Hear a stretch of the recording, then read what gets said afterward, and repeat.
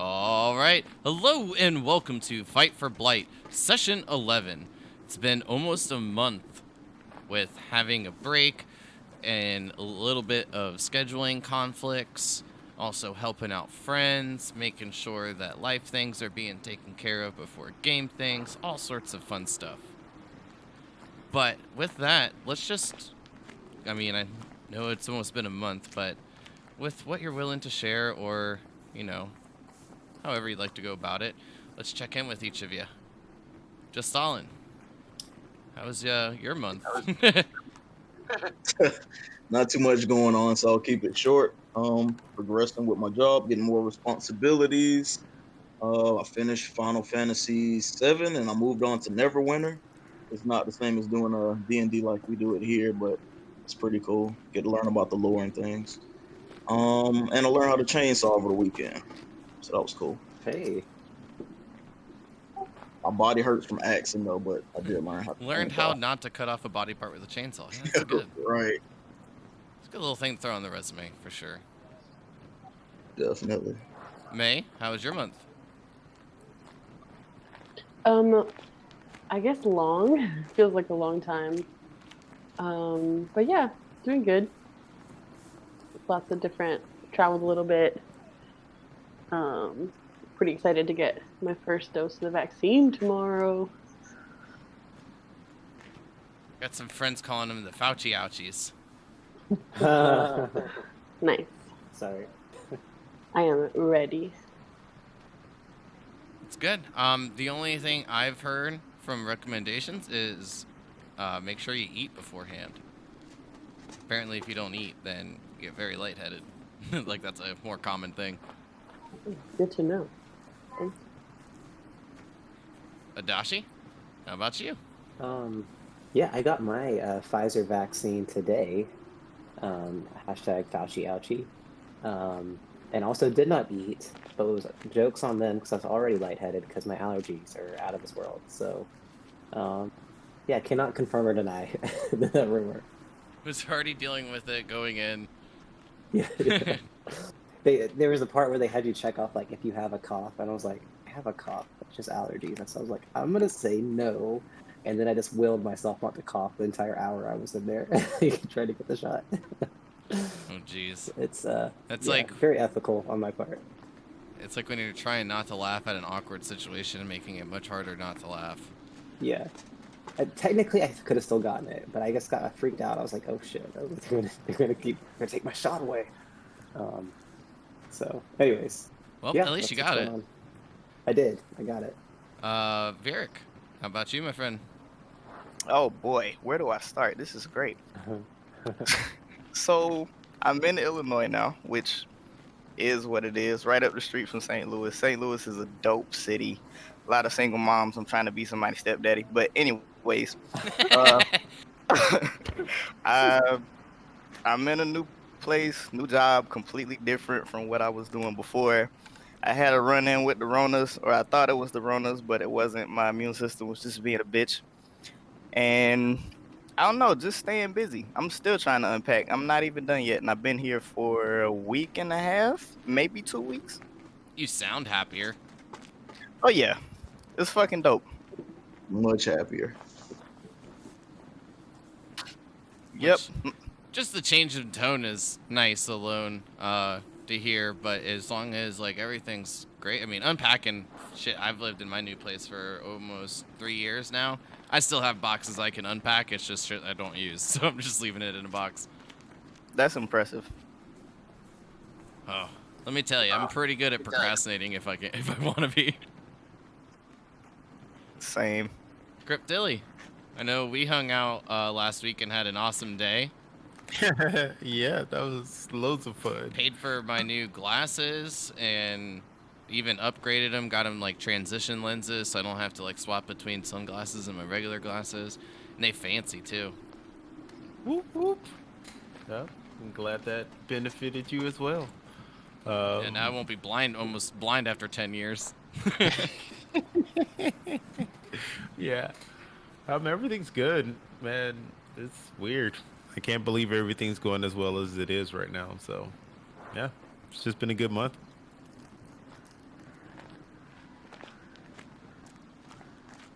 Yeah, I mean, same here for me. Definitely can't complain at all. I'm just glad I was able to help you out. Sucked that the move turned into like, a whole big deal project, but all good things came from it, so. Yeah, exactly. I'm like, whoop, whoop, whoop. Yeah.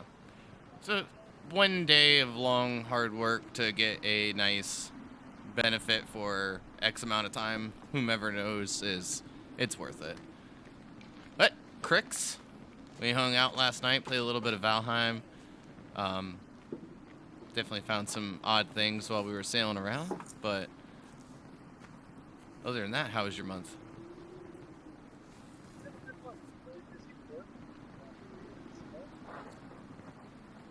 Significantly worse.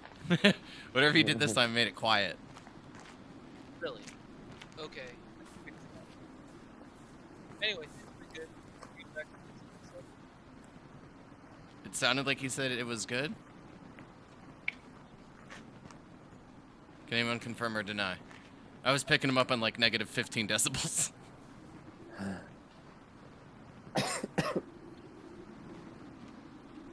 Well, once you mess around with it a little bit, Crix, we'll just chime back in with you and hopefully get everything situated on the mic end. But feel free to like chime in and like mic check if it helps. Well, it's been a long time. We ended the session, our last session, like I said, almost a full month ago, with a lot of things that were taking place. So with that, I will open it up for a recap, but since it has been, quite a bit of time, what I will do is, instead of like your normal EXP, I'll give you like bonuses and stuff from whatever you can remember. So this way you still have a chance of earning the EXP, but I'm definitely not expecting you guys to remember like, it was last week. But feel free to take the lead on it. We got in a huge bar fight. I think that was last time we played. We also finished clearing ice. Yep. And in between the clearing of the ice and the bar fight, me and Lord Varric butted heads because was it Biz, the dwarf guy? He almost fell into the ice from some cracks, and I didn't really like how Lord Varric went about it, so we started butting heads early. By the way, Crix, that part where you chimed in there, your mic sounded normal, like what it normally is. Awesome. It's so far from what it normally is, you don't even want to know what I'm doing right now. Now I just imagine the microphone being near your butt for some reason. I don't know why that was the first thing that came to mind. I just pictured it floating from the ceiling. It's like No. totally the other opposite end. I'm just using 2 computers at once. Yeah, it sounds really good though.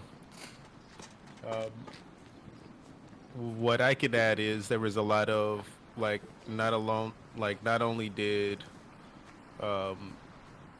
Varric and just all in butt heads, but it seemed like the party in itself had some different clumps pop up with what Varric was done from their own perspectives. I know for Creep Tilly, she was just like, well, I know what's going on with him, and that's not how he would have dealt with the situation. There's also, when we were at the bar, the whole reason the brawl started is because Varric tried to pickpocket Biz, the dwarf. And I know we all, but mostly May, encouraged Adachi to get very drunk.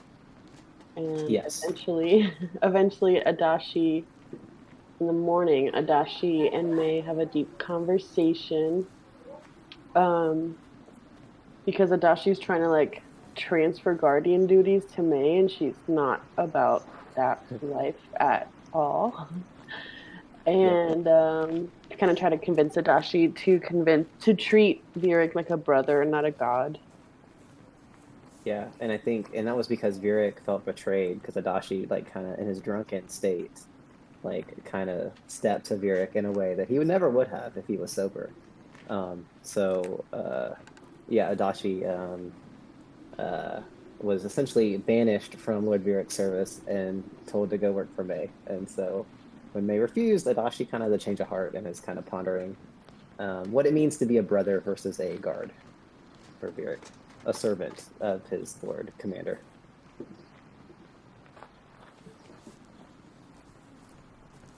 And I would add that Trevor had like the best motivation for Vyric when you actually asked us how each of our characters were feeling. Like it made so much sense. None of our characters actually know this, but I was just like, wow, what a deep character there.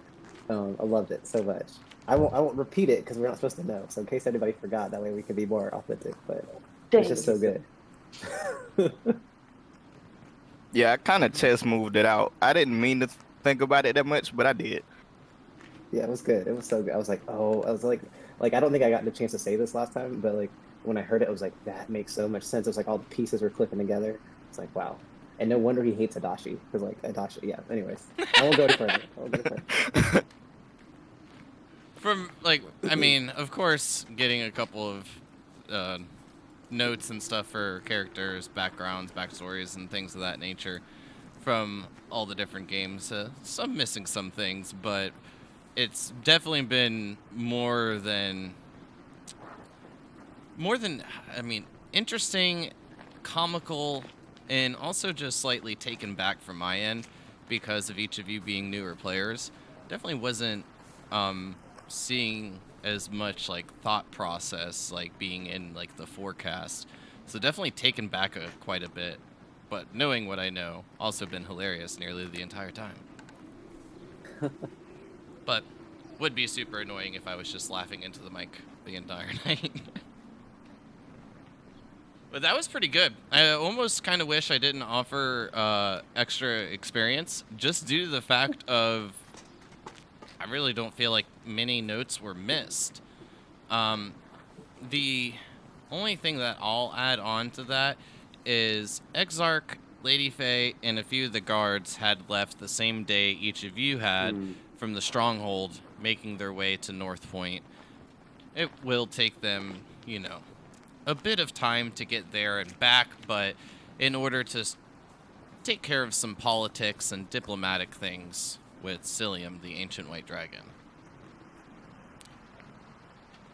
But we continue our story with this. As the royal family is comforted by the sight of home just in the distance, the royal city of Blight. It is April 7th, year 1101, nearing 11 a.m., as the city walls, stretching as far as any of you can see, continue on through the vast barren snowland. The portcullis and northern gate are open, guards standing at their posts as they keep an eye out of each of the city folks of Blight making their way in and out to gather wood and go hunting in the forest just off to the northwest.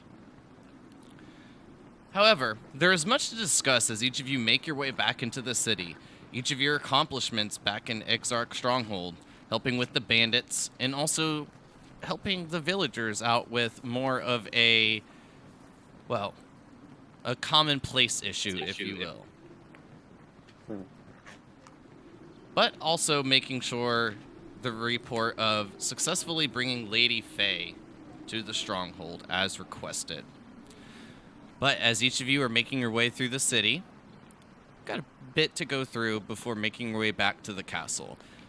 Is there anything that any of you would like to take care of through the town before making your way back to your father?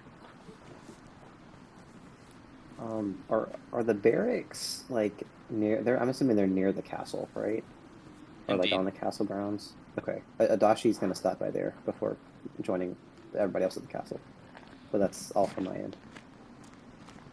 Yeah, I just want to check in with the family and make sure that we have enough like food. Everybody filled their water skins. Kind of grabbed everything they needed before we head out.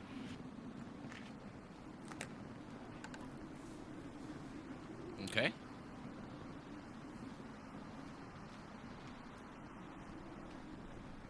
Anybody else have anything in particular? Don't want to glance over it too fast. I can't think of anything I need to do right now. Okay. Well, with just arriving and it being towards the mid part of the day, taking care of these miscellaneous things, making sure water skins are topped off, rations are, you know, re-equipped and placed in each of your bags, anything that you need while making your way through Zidane. But, Adashi, let's start with you first as you break away for just a moment as each of you make your way up to the castle and to the barracks area. Belbin Hawklight is there, a little gnome.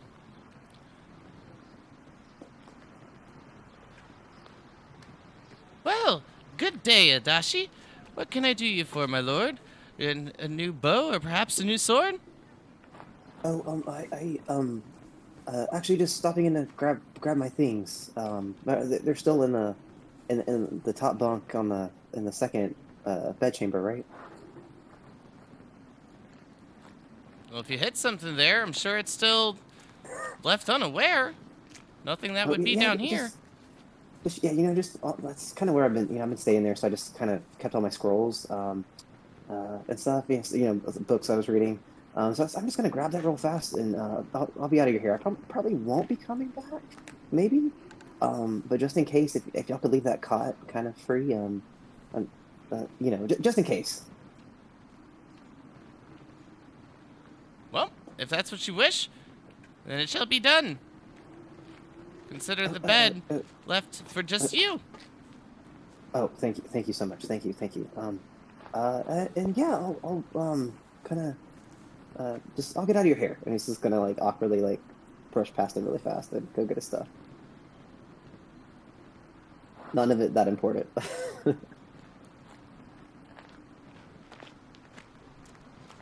And Cryptilli, with speaking with each of your siblings before going to take care of rations and things of that manner, just let everyone basically either give you a number or something that they want, and then of course you can just pick that up from Belbin Hawklight as well, and just go ahead and basically add it to your inventory. All right, perfect. Hawklight is the one we placed all of our orders for like other equipment with, right? Yep. I think when Adachi leaves, assuming he's still there, he would say, Mr. Hawklight, sir, if you're free tomorrow, I think my siblings might be interested on the status of some of their orders from you. I don't know if you've been able to make any progress while we were gone, but I'm sure they'll be checking, just as a heads up. Yep, the orders are complete. It's been Great.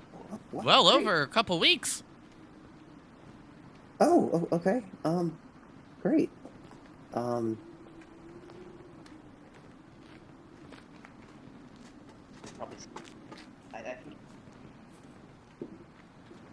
But with that in mind, as stated, each of you have been gone for just over a couple weeks.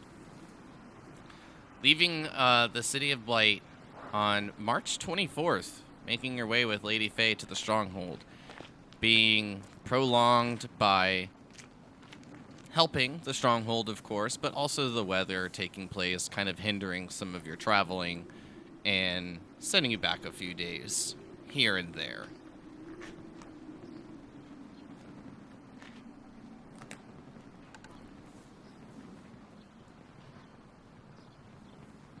But as I was saying, with each of you being gone since March 24th, you are all greeted warmly by each of the royal court members as each of you begin making your way into the Castle of Blight.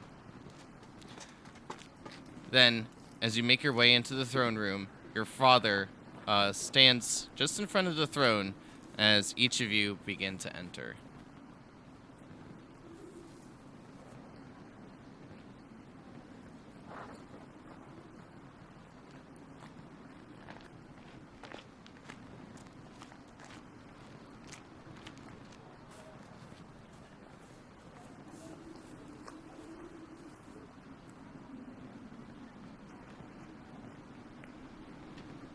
Well, children.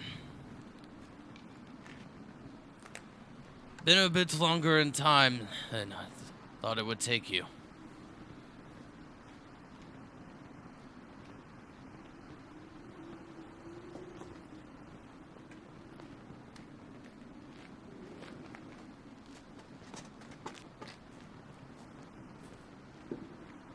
Please, each of you make your way in, get closer, warm by the fires. Tell me, what exactly took you this amount of time?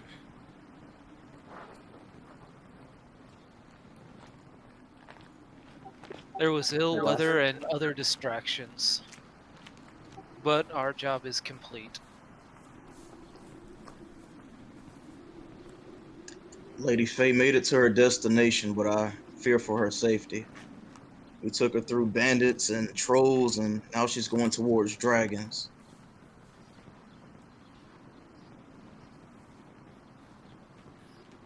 Exarch will protect her. There's no need to worry. I will try my best not to. Please, go into more detail. You said Adashi, bandits and trolls? Make your way to the yes, mountains. yes, Lord Father. On our way to Exarch Stronghold, we encountered a group of bandits that ransacked us on the road. Luckily, thanks to Lord Vieric and Lady May and my other siblings here, we made quick work of them. But they did directly assault the royal family. So when we heard that they were causing Exarch problem, we ventured out several days to overrun them at their stronghold and defeated them successfully.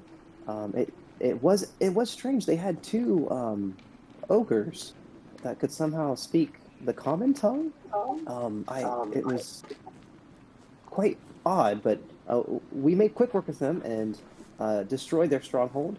And we also freed Lord Exarch's people from a freak ice storm in their harbor. And I think that's about it. I don't think I'm leaving anything out. Yes, brother, ogres, not trolls. Forgive my ignorance.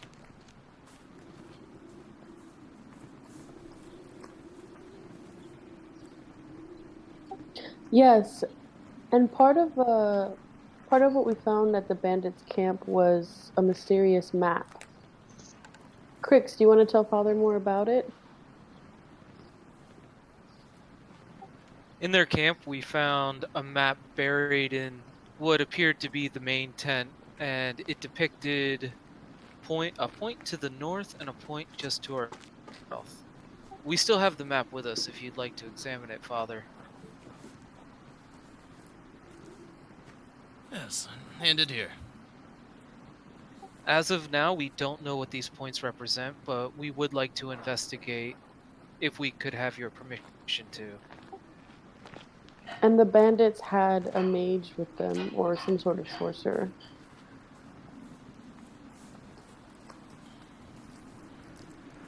That's a bit of troubling news, but brings comfort that while presented with an issue while out and about on your first time, you're able to take care of it without, well, needing to find any sort of full orders or direction.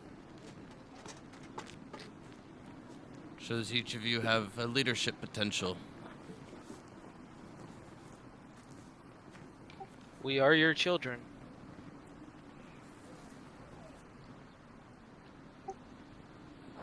Yes.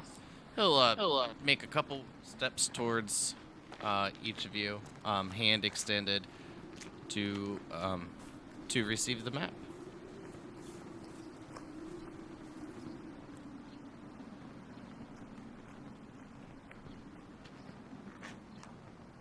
Take it, unravel it from you, unravel the map. So he takes it from you, Crix, and as he looks at it, well, this one is quite close, but this one in the forest, far away. I'm not entirely sure what this would mean. Camp seems unlikely. It's too close. The scouts would have seen it along the roads. People would have reported it. You speak of the point on the map south of Blight? Yes, that one. Just seems too out of place. This one up on the north, a bit more hidden. Well, in a dangerous location itself, maybe that proves to be beneficial.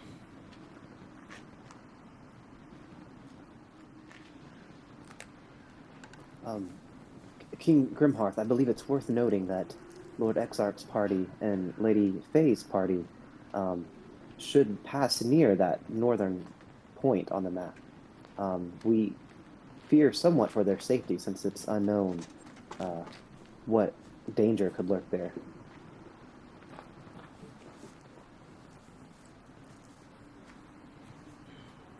Most common threat there is gnolls that seem to have, well, found the harsher climates to the north, rather than the southern tips of Zidane to, well, press forward in their evolution.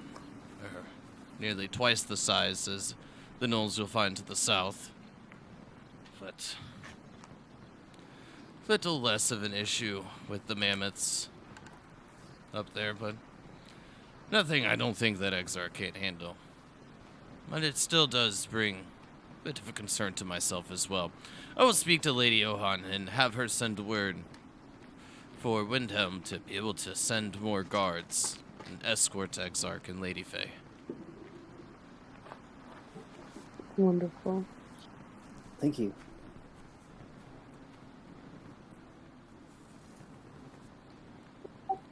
Well, if there's nothing else, then We also have this giant thing of loot that we recovered.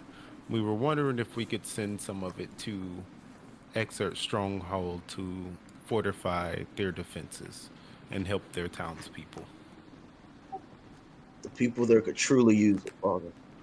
of course, depending on how much coin you've brought back, we'll be able to give that to the people. Send them out for a bit of work, bringing tools, lumber, anything needed to accomplish their task.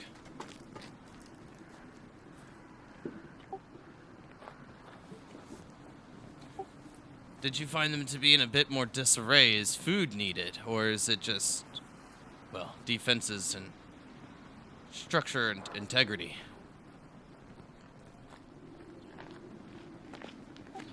They've had a Oh, go ahead, brother.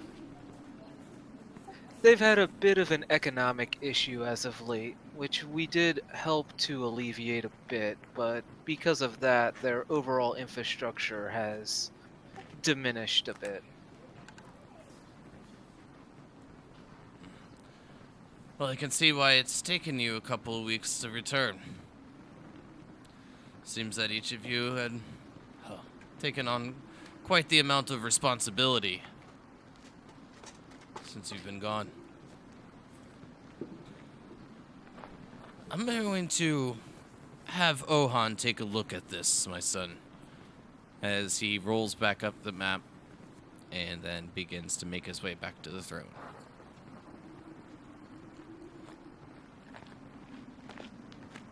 It's good to be home, Father.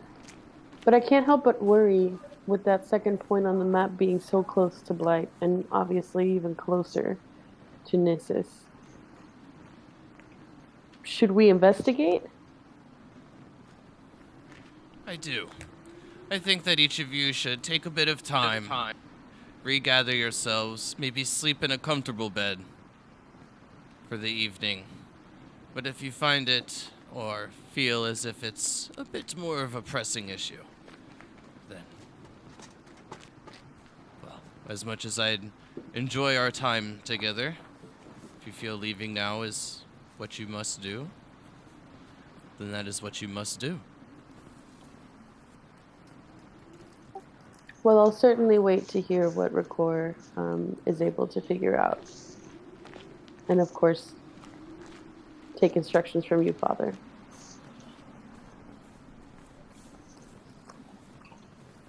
Yes. I myself would like to take the week, unless family, you see that it's fit that we leave beforehand, recover a little and gather our supplies for our next venture out.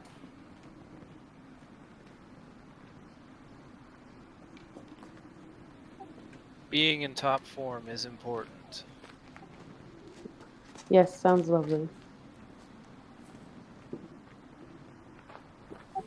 That will give me time to use my brewer supplies and get comfortable with it. So why not? Adashi also like kind of shakes his head and goes, yes, I agree. Uh, King Grimhearth, if I may I speak to you for a moment in front of my brothers and sisters? You mean as you are now? I, yes, I have a formal request I would like to make to you, King Grimhearth. Yes, I'm listening. So Adachi kind of awkwardly steps forward. Um, and he looks kind of nervous. And he kind of brushes himself off, and he goes, "As you know, my king, this past 20 years, I've spent much of my time in scrolls and learning and trying to uncover the secrets of this prophecy that Zahena has blessed me with. But this excursion to Exarch Stronghold has been very enlightening to me. Um, I believe I now understand." And he kind of turns around and looks at his siblings. Um, the the value of family. Um, if I may, and he kind of looks at Crix, and he goes, "Family is there to punch you in the face when you step out of line." And then he looks at Cryptilly, and he says, "Rub dirt in your gaping wounds after a battle." And he looks at Justalin and says, "And give you another drink, even when you feel like you've had too many. These are valuable lessons, Father." And then he looks at May and goes, "I I think I truly understand the value of family, and believe." And then he looks at Vieric and goes, "I believe I've been on the wrong path these several years." And then he bows in front of the king, turning back around and goes, "With your permission, I would like to formally abdicate my role as from the Kingsguard of Lord Vieric, and unabdicate my role as a prince of Grimhearth, and rejoin my brothers and sisters in the royal family." Um, and then he kind of like takes his scimitar out and kind of, while bowing, kind of hoists it up to, or holds it in front of his head to the king and waits for his response.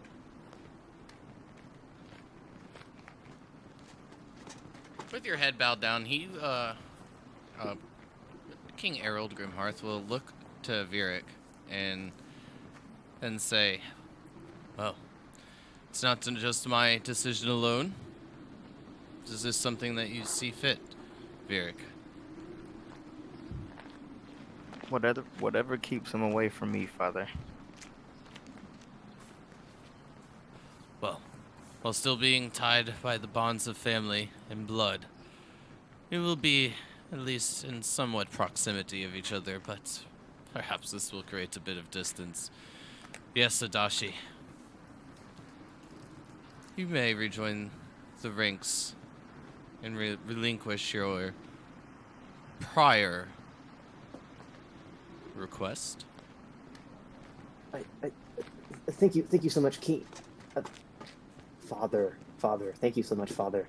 Um, should I begin my mandatory 5 years of exile now, or wait a week with my siblings? It is a custom when someone of our stature has made such a grievous error in judgment, to have an adequate period of exile. I Please, with your command, I will leave at one. You can choose that, or you may sever your hand. Adachi looks at his hand and goes, "Hmm." I, I'm kidding, my son. We will speak of a more suitable punishment in time. Oh, I feel that is, if this indication on the map is anything, well, detrimental to Kinesis or Blight itself, it must be dealt with. you're sure, Father, that the exile is a custom of our family. I'm not worthy. And he bows like multiple times, still stuck in the habit. I promise I will make this up to you. And then he looks at Vieric and goes, and brother, I will also make this up to you. And does like a really long bow to Vieric.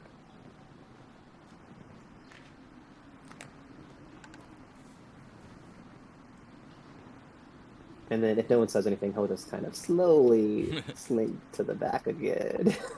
Well, each of you take the time needed. Vieric, stay back if you will. I have a few more questions. Sounds good to me, Father.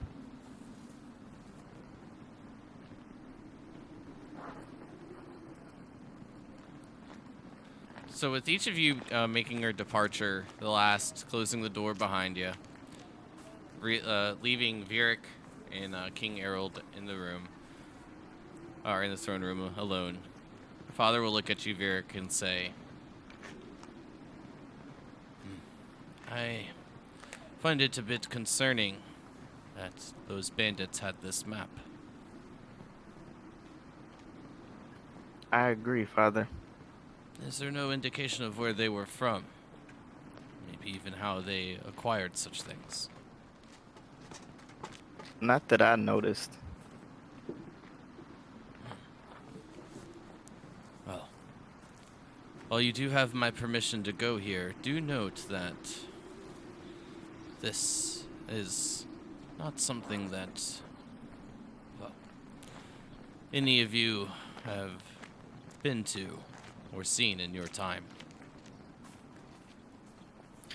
It's not, but I have confidence we can take anything that comes at us, Father.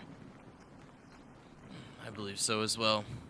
But you see, where you'll be setting forth isn't, well, just anything that you should be a bit weary of, checking each of your steps, but also something that you should hold a bit more dear, close to you. You see, my son, these two markings here, well, these are tombs. Our ancestors that conquered Zidane made this place what we now call home. Tombs, you say? Yes, this one here of Nuvian, as he indicates on the map, the one close to Gnesis and just south of Blight. Nuvian was your grandfather's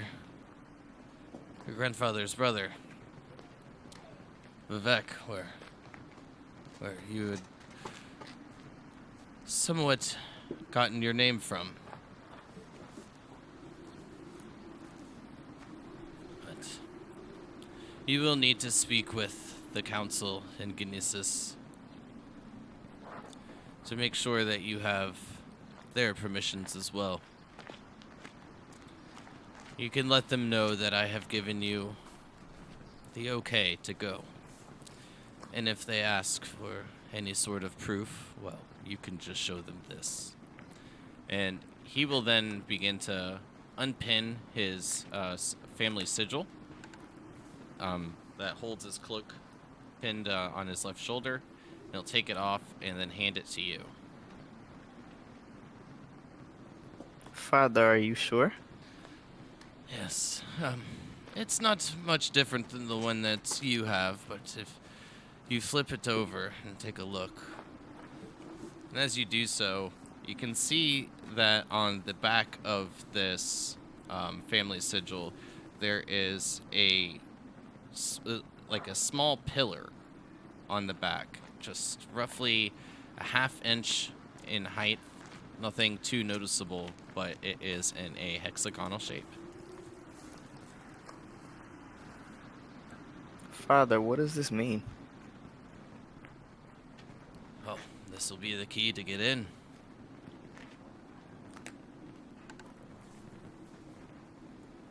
Promise to keep it safe. Well, one day that will be yours, so you better. Let's not be too hasty, Father. I don't think I'm quite strong enough yet.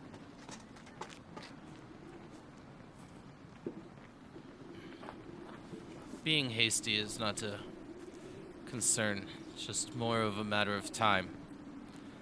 It's inevitable. It's your destiny. One day you will sit upon this throne and watch over all the others.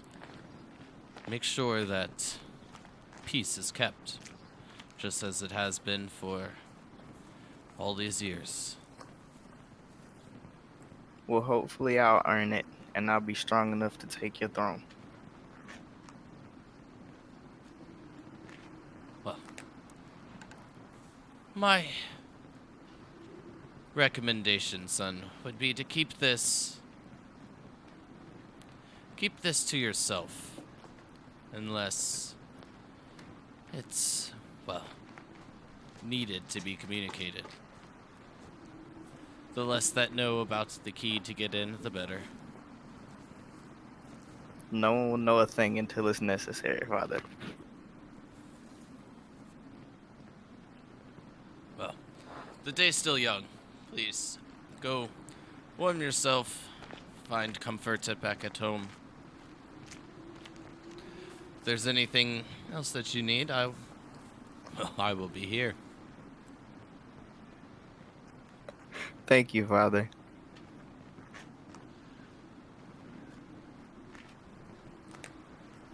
And as you make your way out, Varric, we will turn to the others. Quickly go down the line, because I'm just going to start with Tilly. Pretty sure I know what you're doing. Making sure that your order for rations and all that stuff is set with Belbin. Yep, just making sure all that's good. I also asked them before I left to like make me a not like special rapier, or just a special rapier, just like with the crest that I wanted. With that in mind, I actually need to set this up real quick. Give me just a brief moment while I get my dice tray ready, so I don't lose my fucking dice off my desk.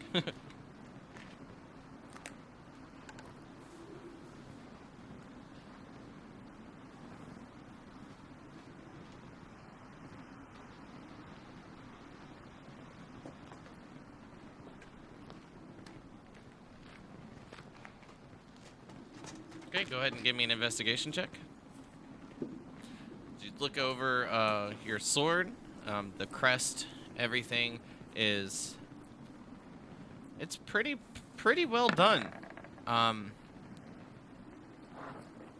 mean, you're just quite taken back on the amount of detail that was actually put into it. And even as like you run your hand over like the edge of the blade, you do cut yourself just a bit, drawing like that paper cut worth of blood. It stings, but it's nothing to be concerned about by any means. But it's a sharp blade, and the details are great. Perfect. I'm also gonna ask him. This wasn't something I did earlier, but if he has any like a breastplate armor instead of the scale mail. Because I was noticing as I was going through the snow, it just felt different. It felt off.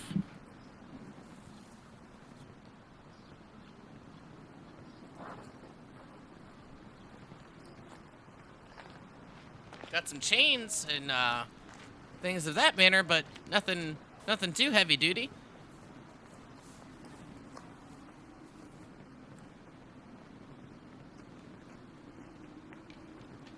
Is that something we could place an order for, and I can switch out my scale mail next time? It's a bit of a hefty ask, but if we got the extra material, just clear it with the boss. Make sure your father says it's okay. What exactly would you need to make that? Well, a bit more ore. Get it forged down. Smelted. It's gonna take a lot. Okay. I won't ask for too much, so if we find anything on our way that might be able to help this process go a little smoother without taking coin from our people, um, I'll do that. But thanks for the information. Well, your best chance of finding any of that's gonna be up in the mountains. Unless, Weedix is bringing back any. But I don't think that was on the last order form. Ah, good to know. I think in time we might find our way that way. But for now, now I'll grab my chainmail. I'll say, this'll do. And I'll just make sure we have all the supplies and things that everyone needed.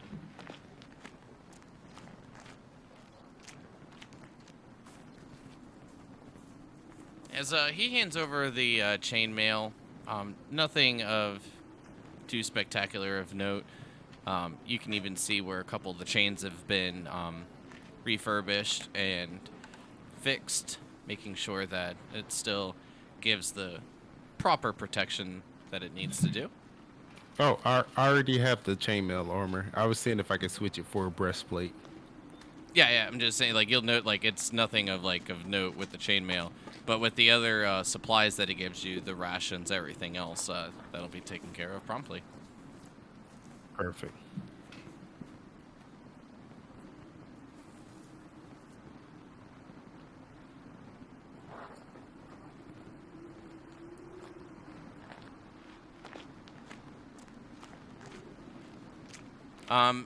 And moving on down, just Stalin, is there anything that you wish to take care of?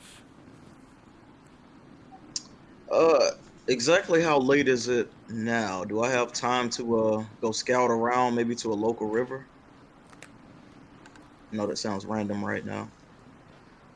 So you'll have much better luck getting to a like the ocean or like the docks in the area than you would necessarily a river here.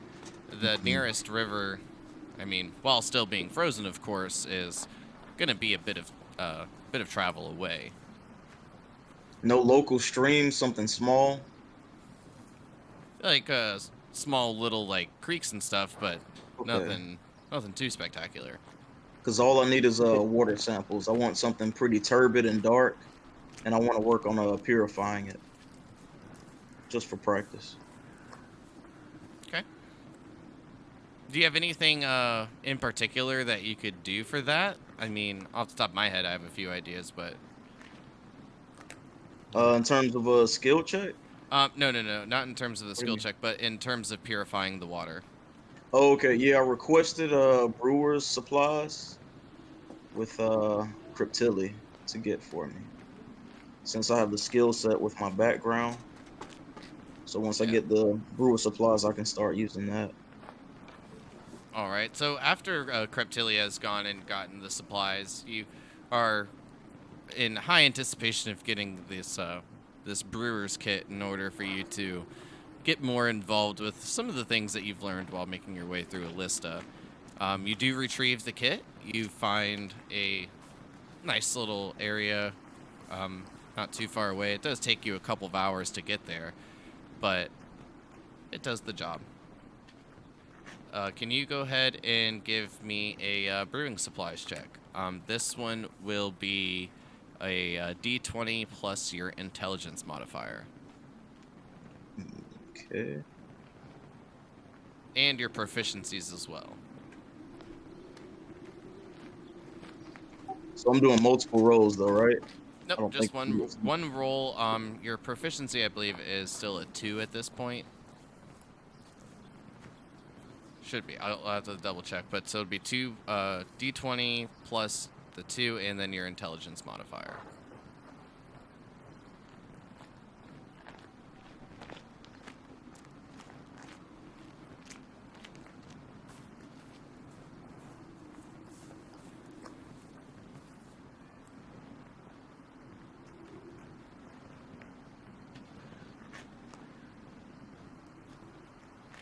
All right. Well, since you don't have an intelligence modifier, yours is just a d20 plus 2.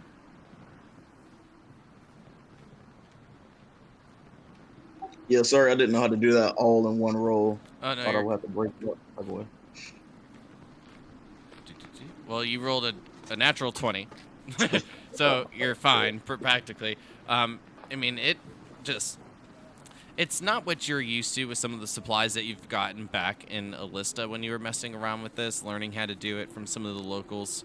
But you are able to figure it out quite quickly. It's not going to be the best ale if you were to use this as a base, but can still come out pretty good. Okay. And I've seen like I can purify water as well. That's what I wanted to start it with. Yeah, Just that's why I clean was up seeing water. like if you're gonna use like a spell or something first. Oh, okay, okay.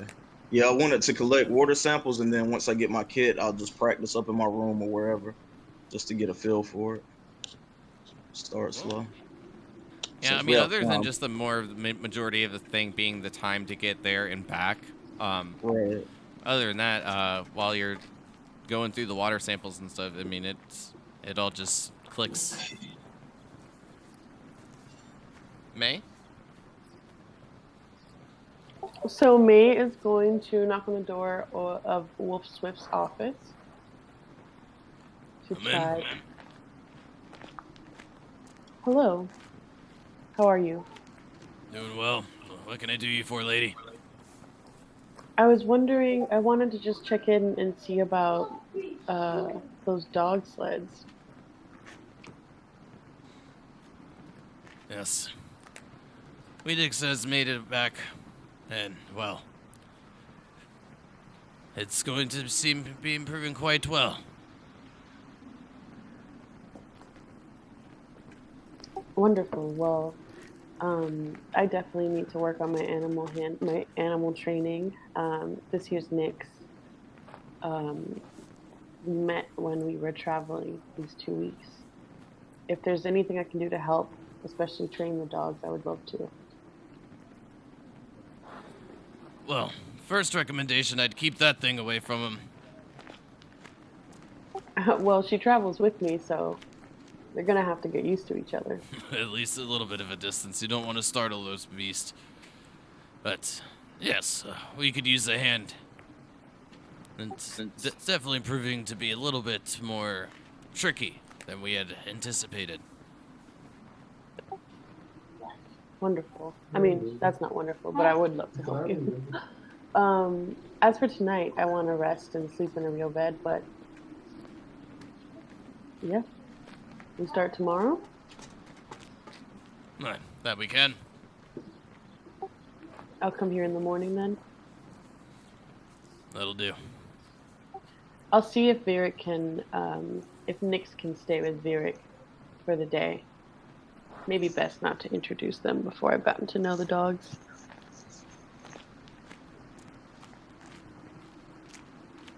Well, then in the morning then, I'm sure the people will be delighted for your presence.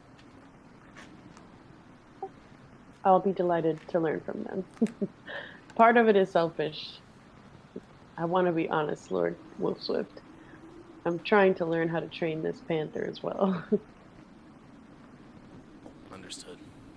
Nothing wrong with a little bit of selfishness from time to time. You're right. Well, good night then. Good night. Dashi, you're up next. Yeah, I think Adashi would like to go speak to Ohan Okay. if she's free. So he's gonna go that way, and I guess knock on the door. And you'll hear Ohan's voice. Do come in? And as he walks in, he's gonna tell Little May. He's gonna say, keep an eye on Virik for me, won't you?" And I don't know if the bird might have to take a while to find it, but the bird's gonna go look for Virik. All right. And so Adashi is gonna look at Ohan and go, "Lady Ohan, I don't know if you heard the news, but I am officially a Grimhearth again. No more King's guarding for me." But sorry, but that you probably didn't hear that because it just happened. I was hoping that maybe you could help me with some more tattoos if you had the time. And then he pulls out a scroll. He's like, I was also wondering. I noticed in some of my evening reading that ancient wizards were able to put the magic of certain spells into objects. So maybe there's, I don't know if you have any experience with that. I mean, you know so much more than I do. But if there's a way I could, help create some kind of, magical objects that would help my family, I think that would be a really good use of these powers.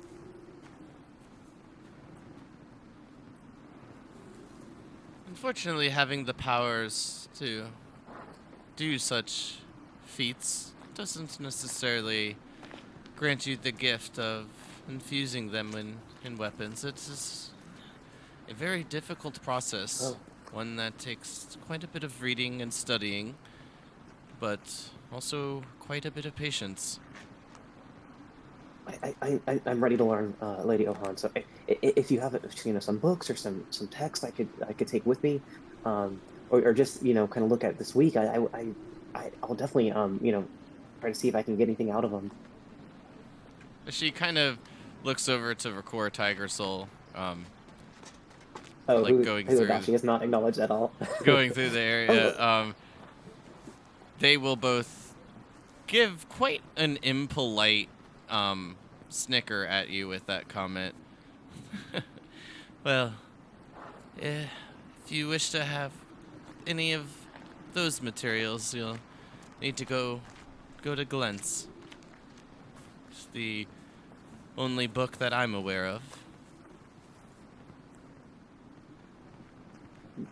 Do I know where Glent's is? Other than you knowing it's not in Zidane. But you would have definitely heard of it, but other than just hearing of it, there's not really much other information you have on it. Okay, so Adachi blushes a little bit because he realizes again he said something stupid. And he goes, Lady Tiger Soul, I apologize. I was I didn't notice you. And then he'll look back to Ohan and say, well, perhaps, I mean, there's a few glyphs and things that I think could maybe expand my power. So if there's a time while we're still in the castle before our next expedition, maybe we could add a tattoo or two. And then he looks to Rackworth Tiger Soul and says, I was also thinking, assuming you both have time, maybe my sister Tilly could join as well. I trust her with my life. Perhaps if we have a free moment in time, and maybe tomorrow or the next day, then we can look into a few things. Perfect. Thank you so much. Thank you. So he'll do his customary bow and say, "I'll please excuse me. I'll let you get back to your studies or whatever I interrupted." And then he is going to leave, and he'll close the door behind him. And then he's going to go. I forget which room was open, but he's going to kind of sheepishly go take his belongings up to his old room upstairs. While every once in a while looking through Little May's eyes and her like senses to see if Little May's found Vieric yet. I mean, Little May's just gonna be kind of like flying around the castle. So far, not yet. Okay.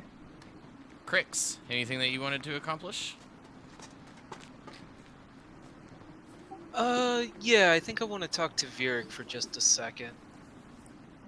Cool. So as you are still waiting, you see Little May just like flutter by, going up and then around the bend, letting out a bit of a hoo hoo, flying by, and then just at that brief moment is, right after that moment is when Vieric will step out of the throne room.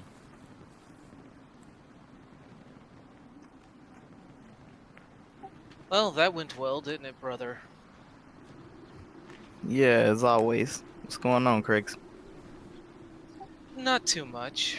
I think Adachi did really well in there, rejoining us. I agree. He did.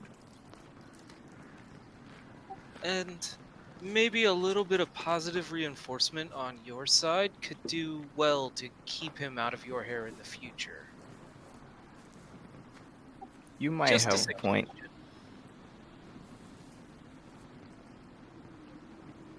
Well, I have things to attend to, brother. You have a good day. You as well, Craigs. And with that, I'll walk away.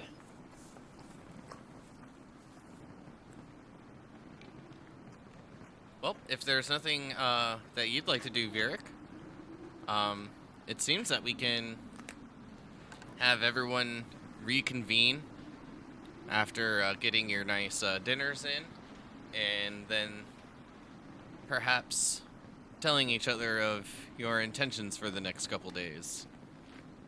Or keep it a secret. Who knows?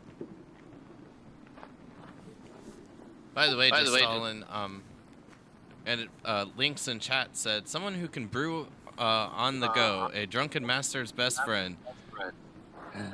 You're becoming your own best friend. It's perfect. I know May likes to drink. Cryptilli likes a little bit. Adachi, we might need to keep it away from him. But after his last night, you might want to keep away the alcohol from Adachi. Yeah. And I can purify water, which I think that's pretty cool. I'm not sure how often I would need that, but I think I like someone the thought brewing of it. on the go, that's everyone's best friend, right? Better be. I sort of, as I pass my brother's talking in the hall, I say, "Well, why don't we come talk over here where it's comfortable?"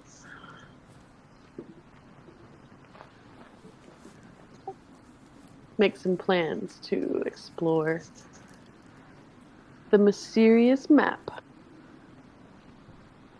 Sounds good to me.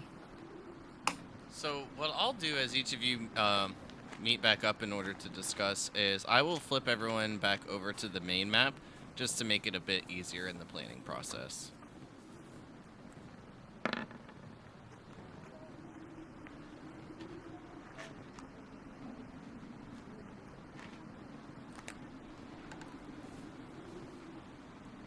Did Vieric name his cat yet? I haven't, but I think I'm gonna call it Kitty Face. Yeah, I was gonna say I think we just landed on Kitty. Yeah, Kitty. We'll stick with Kitty.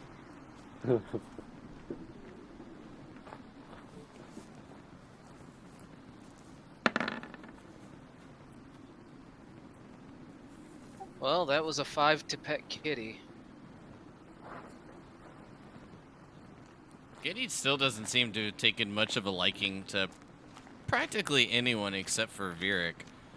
As soon as Kitty likes me. well, not as much as Vieric, but definitely more than the others in comparison.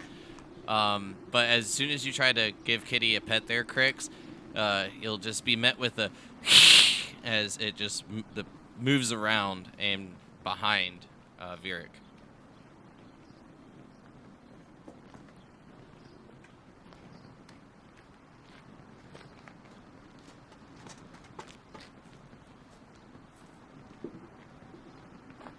But each of you gathered in order to discuss whatever it is that is going to be taking place.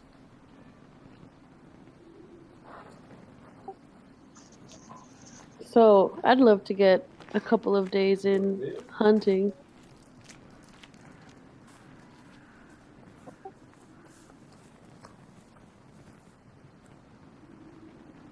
Well, I want to get a few days of training Kitty in. Yes, that too. Oh, speaking of training animals, I caught up with Wolf Swift and uh, those dogs that he had told us about a few weeks ago. They're here and they're working on training them. So I'm gonna go to try to help and honestly to learn more about training animals. Sounds like a perfect plan. So you want me to babysit your kitty too? I think for day one, yes, because me and Nyx are still establishing our connection, and I'm like petting the snow leopard's like head, and I hope she's purring. How I picture it. Um, and I don't really know how well trained these dogs are either. So that sounds like a dangerous combination. So if you would, brother, I would love that. Of course, I would love to. Side question, real quick, for the DM. Can I like try to train both of them at the same time, or is that not a thing? Yeah, you can. It will, be a little bit more of like a split attention kind of process, but it definitely can be done. That's okay. I want to do that so that like maybe both kitties can help like both of us. Yeah, that would be wonderful.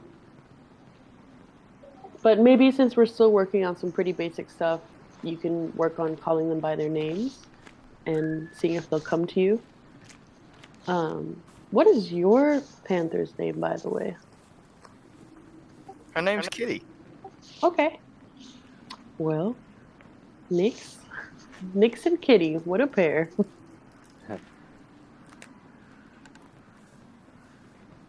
Adachi kind of looks to Vieric as if to ask him something, and then remembers, oh, I don't have to ask for Vieric's permission anymore. So then he just looks straight at Cryptilli and says, sorry, Cryptilli, I don't mean to impose on your plans, but um, could could you perhaps maybe help me with something involving my tattoos? Um, last time, Lady Rakor, Tiger Soul, and Lady Ohan assisted, but I feel like this is something that might interest you. How do you think I might be assisted? I haven't given a tattoo before. Um, well, it's kind of like a magic thing, you know. It's pretty painful. I mean, like to be honest, I'd maybe feel a little better if you were there, but it can take a while. So no worries. I mean, I can just have Tiger Soul and Ohan assist if you're too busy. But um, I was just thinking that maybe if we're out in the woods, if you knew how to kind of do this, maybe I wouldn't need Ohan and Tiger Soul in the future. Huh. And as you say, painful, Creep Tilly will give you a really nice little grin. And I'll say, of course, brother, I don't mind helping. I had a feeling that would work as a player.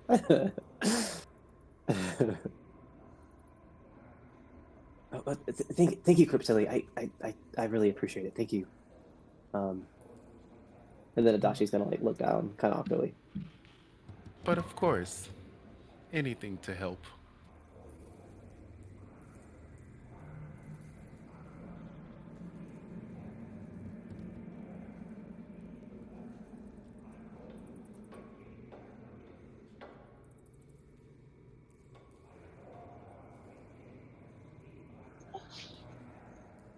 So it sounds like we all have our plans for a few days.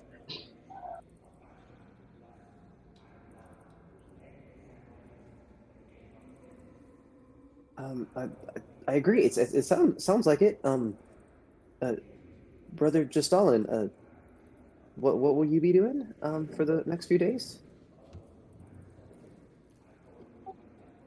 Well, a bit of meditating since I'm a monk, a bit of drinking since I'm a drunken monk, and a bit of brewing because I'm gonna be an awesome drunken monk.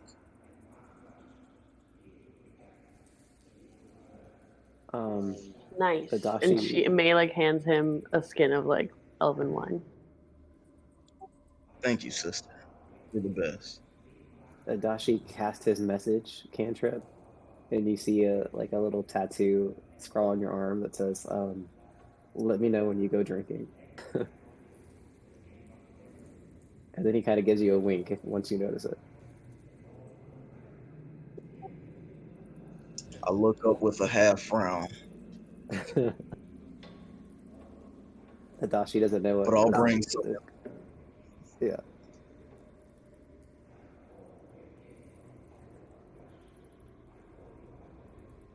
Well, it does sound like each of you have at least a pretty good idea of what you would like to accomplish for at least the next couple of days. But if that remains the same, well, then we can just make a couple of rolls and go from there. But if you guys are looking to take the long rest, we can of course just fast forward to that point as well.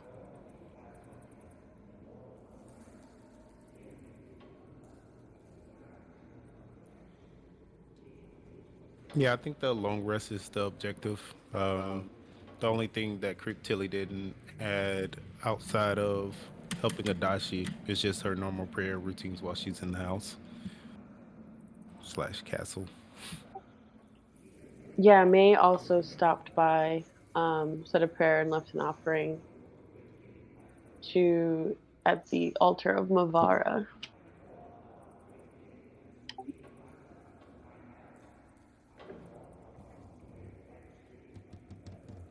Well, if everyone's in agreement with waiting the 7 days needed for the long rest, you will definitely have more than enough time to accomplish all of the tasks that we have listed and even have a little bit of time left over to do other things if you wish. 7 days, you basically can take care of a lot of miscellaneous activities.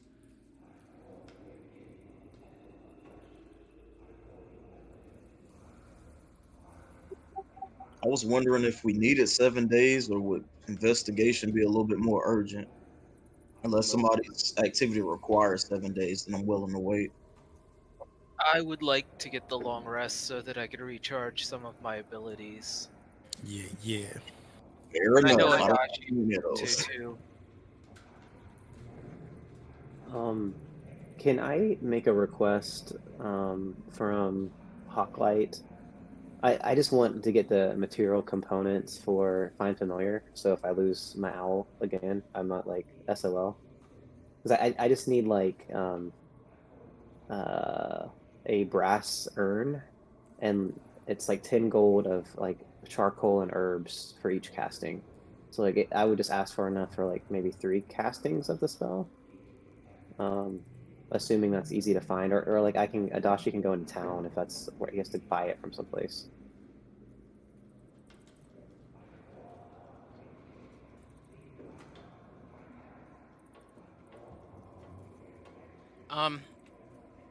So while being a little bit more of like an expensive item, this isn't necessarily something that would be held on hand from Belbin or like in like the barracks or armory. This would definitely be something that you would just need to actually purchase in town. But with that, since we're just on this fact right now, you can go ahead and give me a persuasion check. Okay.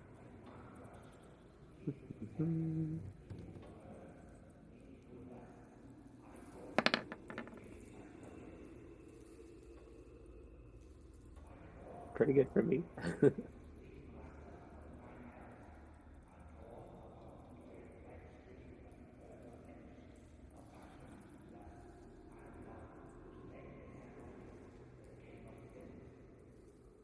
Okay. So there will just be a request for 40 gold. Okay. can I get the crown to pay for that? Like, can I get, or do I have to have that on me? You can do the same thing with, like you guys did, like acquisitioning the supplies and, like, you know, basically putting together a list and then have them purchase it for you.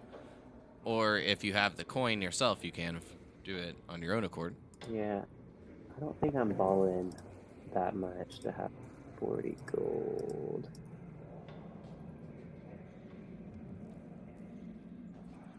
Yeah, I only have 25. So yeah, I'll charge it. I pull out my Grimhearth credit card, and put it on credit. You're a prince again. Yeah. It's the renewal date is like yesterday. Okay. Yes, yeah, if that's cool. Yeah, it can easily be done. It will just be a little bit more of a intricate process. Obviously, not getting it right away and needing to wait for all the paperwork to go through, but it just taking about a day's time. Nothing Cool. too long. But with that, knowing a little bit about what May and Varric want to do, can both of you give me an animal handling check, please? And due to the amount of time and help that will be, like, available for each of you, both of you make the animal handling check at advantage. Yes.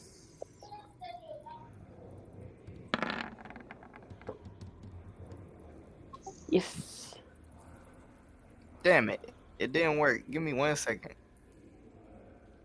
So, May, as you are working with the dogs, you, I mean, are a bit taken back of, like, just how rambunctious they are, each of them barking, kind of snipping at each other here and there, and there doesn't seem to be any sort of, like, head, like, trainer. Everyone seems to be a bit lost in exactly how to go about the process. Every time these dogs are trying to be equipped to the sled that you see that's fairly close to each of them, it just begins to turn into a shit show. Fortunately, with the helping hand that you provide, you are able to get things on a bit of track. From your first day of doing this, you are able to get some of the, not all of the 13 dogs, but some of them, about 7, to follow some simple commands. But knowing this is going to be a bit of a process. Awesome. And the dogs are like, what do they look like? They look like essentially like huskies, or? Indeed. Each of them being huskies, most of them gray with a bit of white, but you can, there is one full black, which, you know, is quite notable and stands out a bit with everything being white as snow around. But that one will definitely catch your eye first. He just seems to be a bit bigger and also a tad bit more aggressive. Definitely seems to be more of like the leader of the pack than any other. My roll didn't show up, did it? No, it did not. I heard you say, hold on, you were going to do it again, but then I figured you were just answering the questions and stuff. Oh, hell yeah. So, with having both the Panthers, I mean, it's like a bit distracting for you, but you do find it to be quite a bit more beneficial. Being able to pick up on some of the things that Nyx and Kitty do a bit differently. Each of them responding quite a bit different in their own respects to the commands. Kitty seems to be a bit more responsive to food, while Nyx seems to have a bit more of a compassionate, rewarding, getting pets, scratches behind the ear when accomplishing small task. Dope.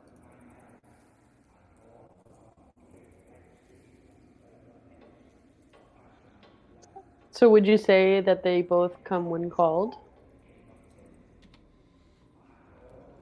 Indeed.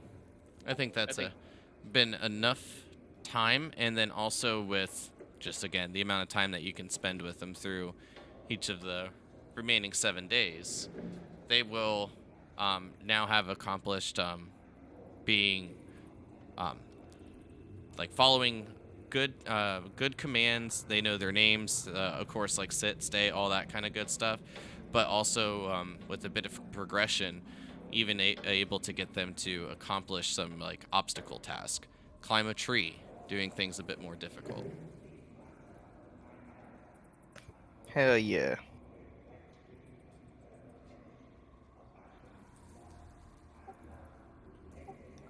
During this time that we're down, could I requisition a hand crossbow?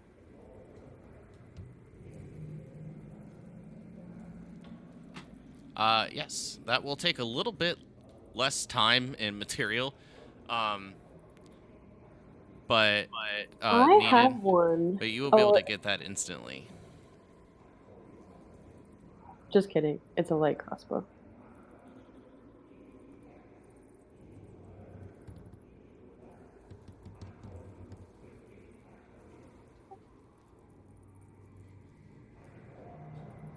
You have a light crossbow? I have a light crossbow that I took from the bandit camp that I actually don't want anymore. I'll take it if you don't want it. I just want some sort of backup ranged weapon, because right now I Yeah. have to chase things if I'm really far away. I don't have any bolts though, so I think you will want to ask the armorer for bolts. Okay, then I will do that. But yes, brother, it'll be. Here you go. Thank you very much, sister. And then I would try and get my hands on some bolts for it.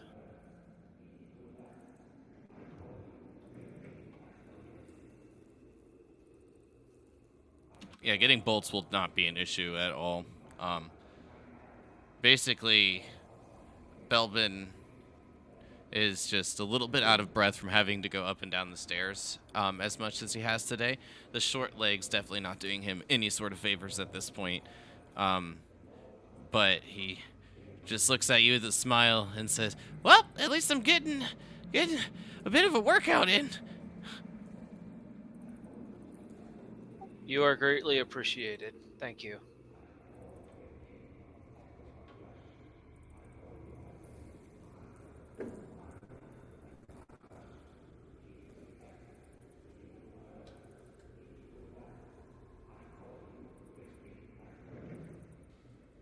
Hey, what I will do is just go by a day-by-day bit of process.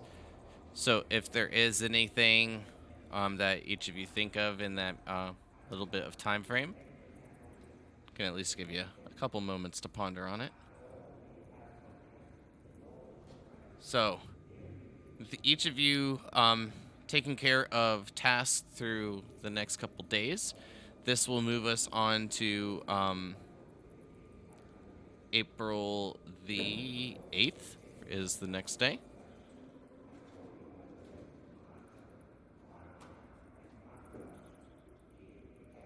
Moving into the 9th and then the 10th.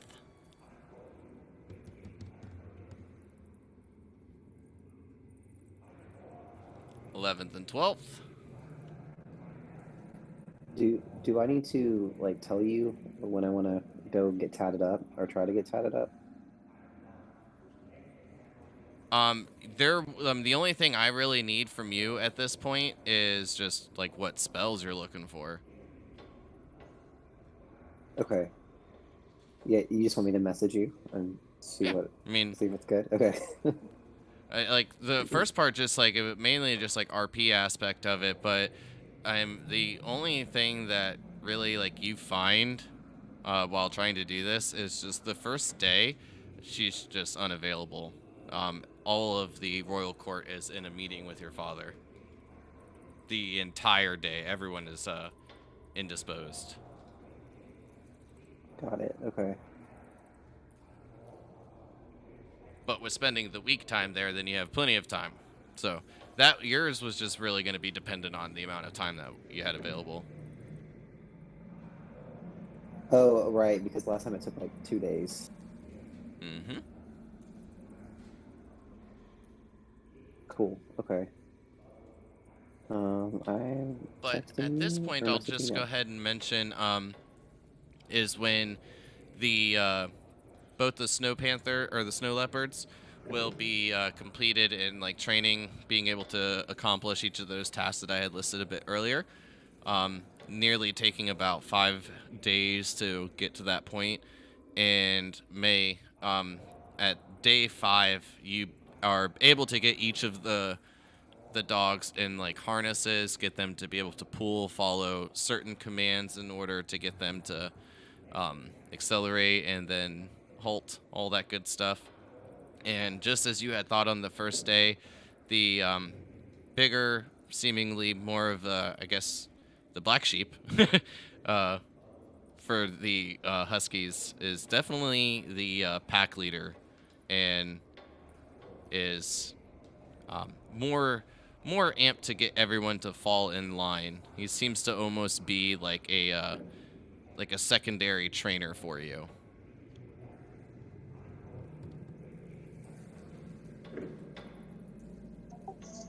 Awesome. I want to name him something epic.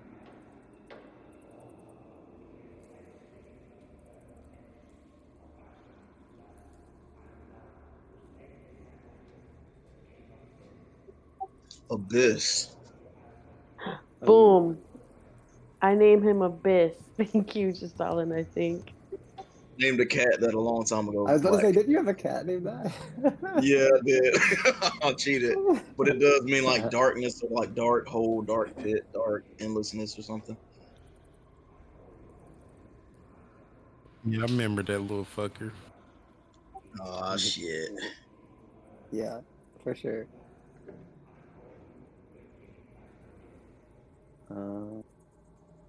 Cool.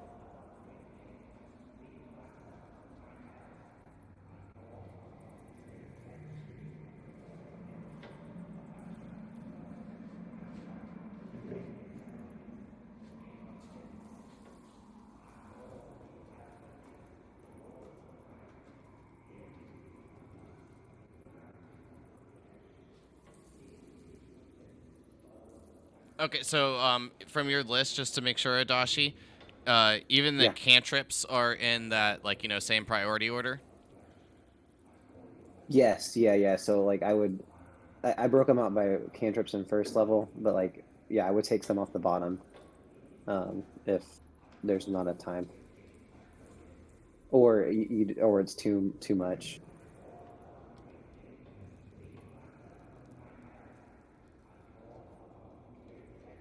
So you will definitely have enough time to complete everything. Um,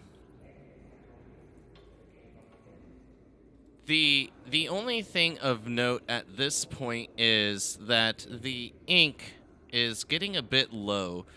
She will need to request and get more supplies, not just from other cities in Zidane, but also some things that are on her normal list of needs for when Weedix the Great makes his way to the other countries of Elista. Got it. Can I ask Ohan, like, is there anything I can search for an ingredient or anything you might need on our travels? Is there anything in Zidane that could help?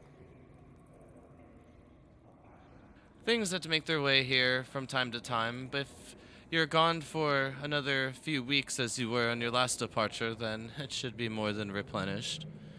But it's just the moment a bit low.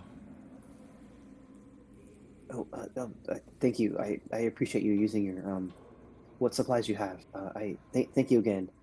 Um, and I was just gonna say, Adashi probably, like, before he got his tats, he probably said a quick prayer to Zahena, and kind of left an offering of his notes he's been taking. He's obviously made copies of them to keep with him, but he like the originals he kind of put and like left on the altar, and then left after a quick prayer. Noted. Cryptilli, can you give me an animal handling check, please? And just before moving on to the last day of the rest, if there's anything else, it's your last moment to be able to throw it into the pile. Um. Well, Greptilli. What I will say, trying to be, I guess, like as discreet as possible. When you do find time to accomplish your task, it's not met with as well as much kindness as it was previously. It's definitely seems that they, if you will, they seem to nearly forget quite quickly.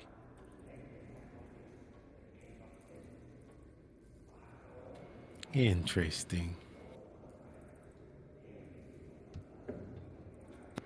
Yes, yes. I'm hoping that still made sense to you, but not to anybody else. Made 0 sense to me. Perfect. I have no idea what's going on. Well, then with that, if there's nothing else, any questions or anything of the sort to answer, then we'll move on with the long rest being completed to the morning of April 14th.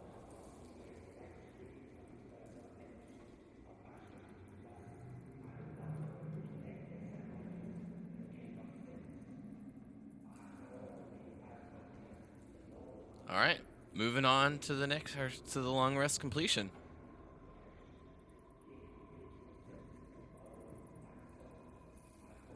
Perfect.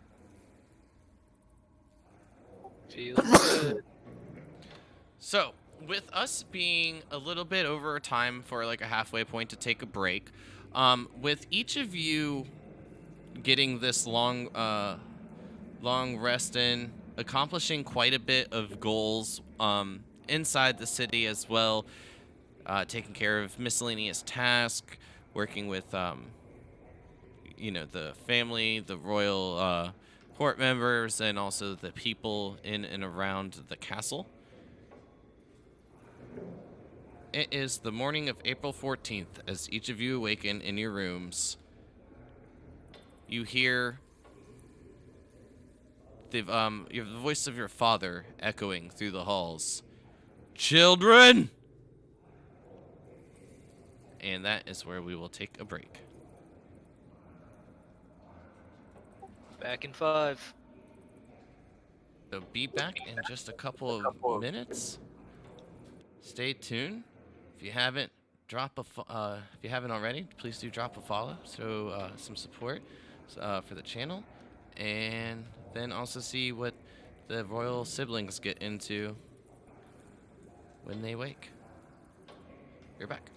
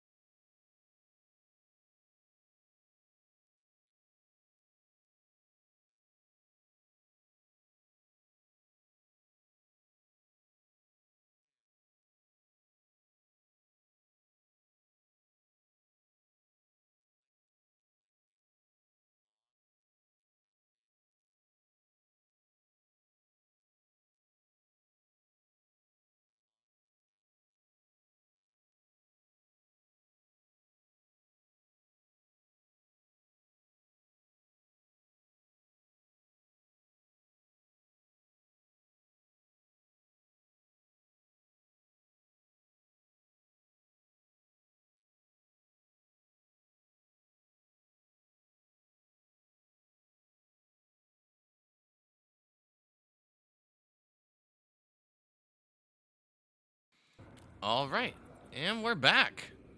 So, as each of you hear your father's voice echo through the halls of the castle, each of you waking up in each of your beds, quickly getting yourselves together and at least looking somewhat presentable, then quickly rushing down, meeting your father in the throne room.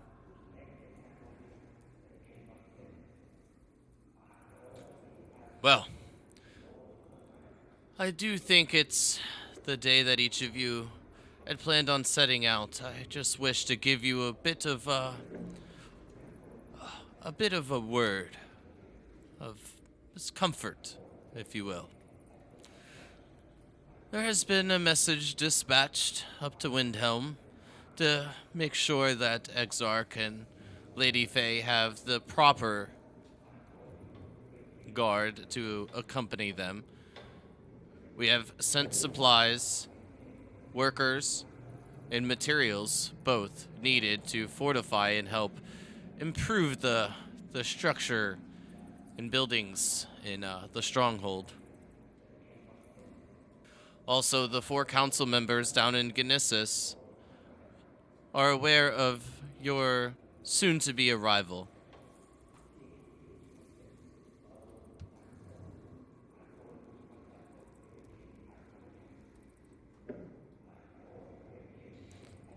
But it does seem that each of you have everything prepared to go. And, well, if that is still your plan, just know that the wind has picked up.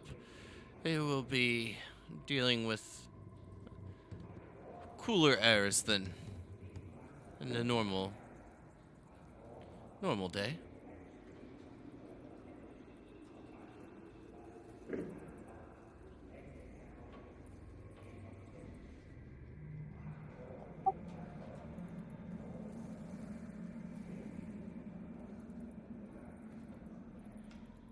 Well, what is it? Why do you all stand there in silence?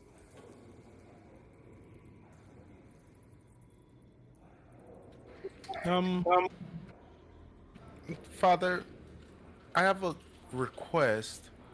I know that we might not have enough of the materials here, but when Redux does return, or if he can, bring a little more ore so I can have a breastplate instead of this chain or scale mail. It's a little clunky, and I'd rather be able to maneuver about a little better. I'm not sure how that will meet that request, but Belbin has told me of your acquisition, and well, it's going to be a lot, to say the least, but it will be done.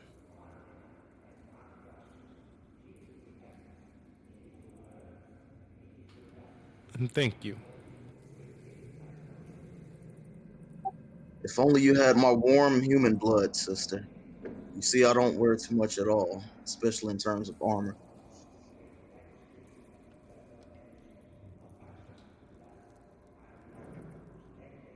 Do you suppose that's one benefit? But I do wish you all luck on your travels. Well, not quite sure when you'll be returning, but be safe. Thank you, Father.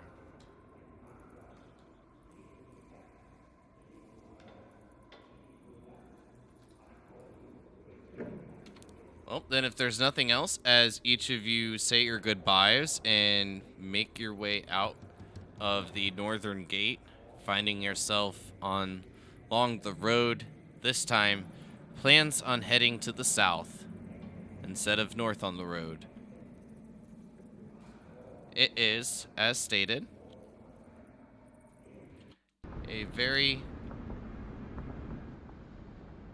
very windy day as each of you make your ways out. You see the guards' cloaks whipping in the wind, the flags and banners pulling tightly as they are stretched to their full capacity, and you make your way. With the snow and the wind whipping into each of your faces, it is a bit difficult to see, but you're able to follow the road. It's being covered up fairly quickly with this weather, but you're able to still make your way.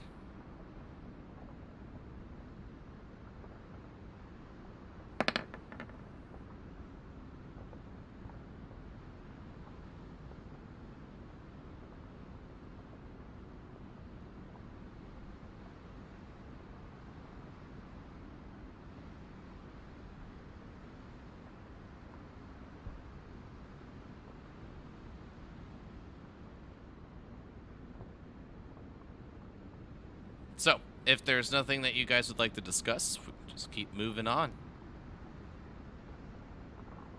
Do we need to talk about like our formation as we're traveling?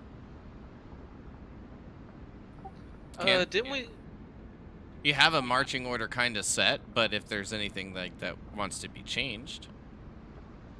I just wanted to say for the record that, I mean, Adachi is not in the front, but he has Little May out in the front with, which I'm assuming is like May and Vieric who were leading us last time. With Crix maybe close behind. I don't remember exactly what our formation. Yeah, I think that was Heading to- basically our rough order. Excellent. Was the archers in front, and then me heading up the main body. Yep. And then Creep Tilly just kind of make sure that she's in range to get to Vieric and Mavar within like a turn, or within like a 70-yard dash. Yeah, we're like 45 feet back or something like that. Yeah. While we're walking, though, I would like to pull just Stalin aside and chat with him. Sure. Brother, if you recall, when we got into that battle with that mate with the weird quill, I held on to this. I wanted to make sure that you had something useful if you were at range. I think that this would benefit you the most. And I'll hand him the quill.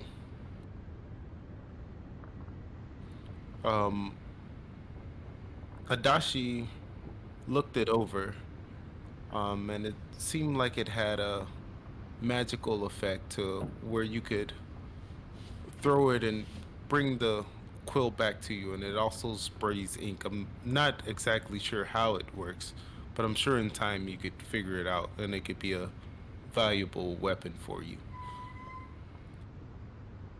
Thank you, sister. Especially being that I'm limited with my range abilities, this might come in handy, and I'll take all I can get. Ironically, it fell into my hands.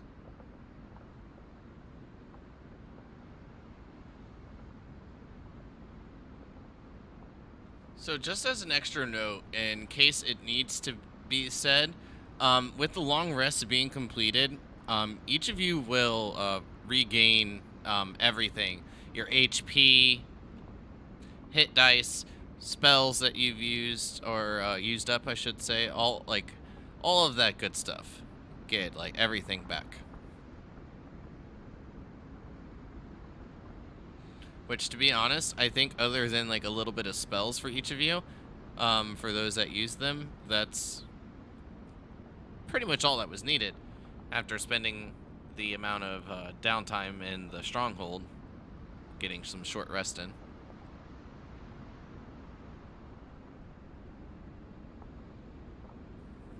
But like I said, just in case it was needed, if someone was unsure about that, wanted to make sure.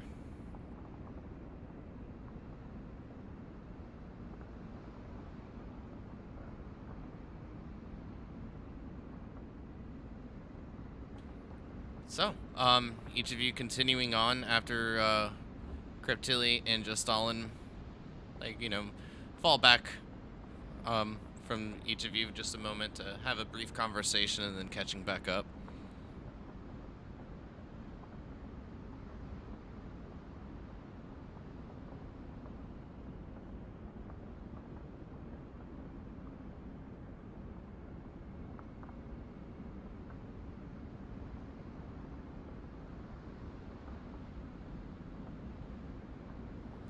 All right. Well, as each of you make your way into the first night, can each of you give me a perception check for your watch orders?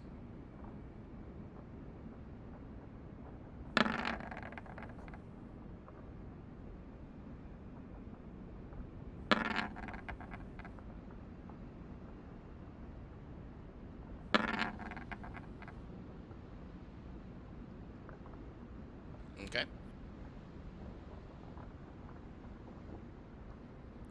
So on your first night back out on the road, going into the morning of April 15th, you find yourselves in a very peaceful night. The weather still remaining the same as the wind whips.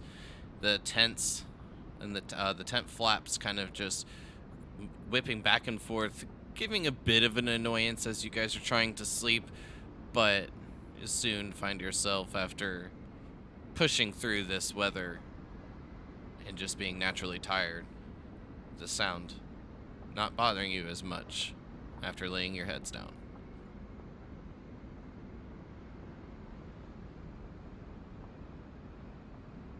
Cool.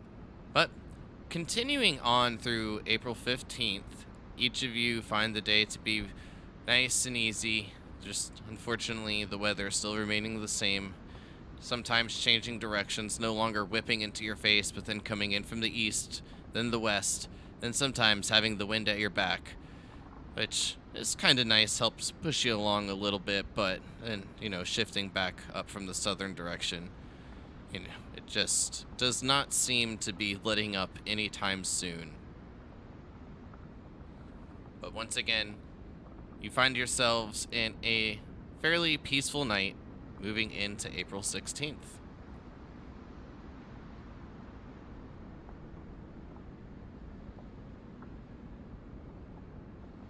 Can I say that I'm ritual casting alarm every night when we camp? Yeah, I think at this point it's safe to say that with your repetitive casting it is a safe to assume thing, unless you otherwise now note that you Okay, don't wish to do okay. it. This is what I didn't want to be like. Hey, I cast it. I put an alarm up. Okay, got it. Yeah, I think like with every night since you guys have been on the road, it's something that you had been doing. So we'll just say it is like an unspoken rule kind of thing until otherwise changed by you. Perfect. Awesome.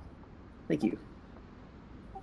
Have we actually discussed where we're headed right now? If we're going to Nisus or we're going to investigate the point first? Nope, I just figured going straight to the point. Yep, There was no that's what I other figured. no other change. To Okay. the point. That was going to be what I thought we were doing too. I like knowing that our father told Vieric a lot more than he told the rest of us, and knowing that like Vieric knows that, I sort of like push Vieric and I say, what did father tell you specifically? Like, do we go straight to the tomb? You don't know it's a tomb. I did. Other than Vieric staying behind, you have no other information on that, May. I'm sorry. No, I do, because Vieric and I were communicating. Well, as far as I'm aware, you don't know. Okay. Yeah, we kind of did the twin thing, but I didn't really tell her too much. Well, unfortunately, I need to know that kind of stuff. Okay. That confirms what I thought, which is we can't actually talk to each other, Trevor. We have to actually talk to each other. Well, that sucks. That takes out a part of it. The tween thing was just to like say cute things at the same time. That was what I was trying to do. Well, I mean, if you guys wanted to do something with DL, I'm sure just like including Kyle and on what you're doing is okay. I don't think it Yeah. has to be said in front of everybody. Yeah, you guys Yeah, can I don't like think have these that would be discussions difficult. like one-offs, but unfortunately, like there's no way that you guys have like communicating like telepathically or something. For sure. Yeah, that makes sense. So what I'm basically just pushing Virik, and I say like, what else did Father tell you? You know, like what are we to do? Did he give you advice? He said that you should follow me. That's all I can tell you, May. I just glare at him and keep walking.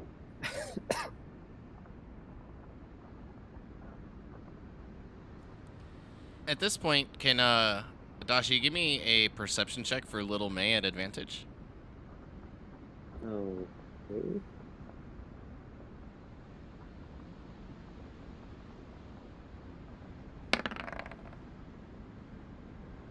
Oh, and shoot. Hold on. It's a plus something. Did not just pull it up. Perception is plus 3, so 22. Okay. As Little May is flying above you and like a bit out in the distance, you see her where, well, it's a bit hard to catch just her tiny demeanor, but as she kind of pops in and out of your vision, you'll see her just kind of circling and staying put. Then you hear 3 hoots. 3 hoots. Indeed. Definitely seems that she's signaling, or at least has spotted something. I'm gonna message May, and just say so. Like May will just see on her arm, stop.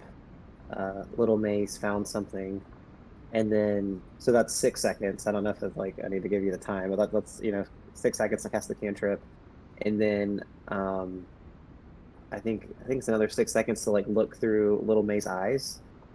So I want to send the message, tell them to stop, and then I want to use May's senses to see what May sees. Little May. I picked a confusing name for this owl. LM. It's an honor, though. Well, with Adashi shouting out and then quickly going into Little May's eyes to see exactly what has been spotted. The others giving a brief of a pause, waiting to just see what information is relayed. Adashi, you will see what appear to be 4 gnolls, some hiding behind trees, some behind rocks. They're just off the path on the south side. Oh, snap. Okay. How many feet away are they about? From the distance that like she's at, it's Like how far is May away from us? Or about- how far is May away? she is about 60 to 70 foot away from you. So she's probably only like 30 feet away from Virik and May and Crix. Yeah, she's not too far Okay. ahead of like your front point. Got it. Okay. But you guys are a little spaced out. I am going to come back to my own senses. I'm going to cast message again, so it's silent, and it's just going to appear on May's arm again and say, 4 gnolls. I think you said to the like southeast, south, or like 4 gnolls up ahead, hiding in the rocks and the woods. And I think you said southeast, right? Or I guess it's wherever May Yeah. is, like Southeast of the where road. Little May's circling. What's the plan? To message back.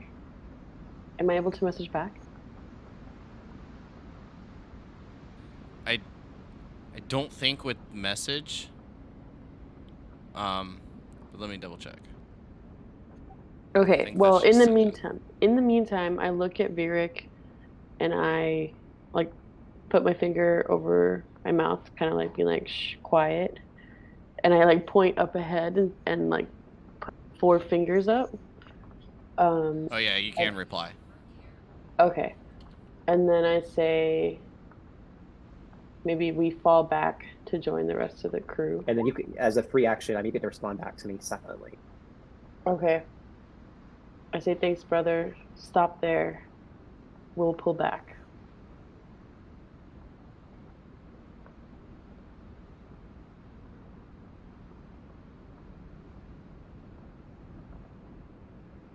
Okay. So you guys just reconvene, closing the gap.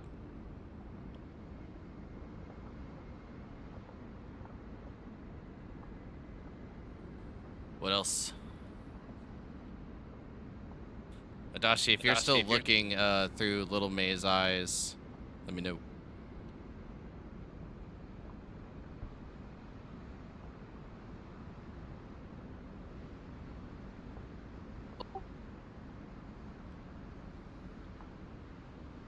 Uh-oh. Adachi disconnected. Oh no.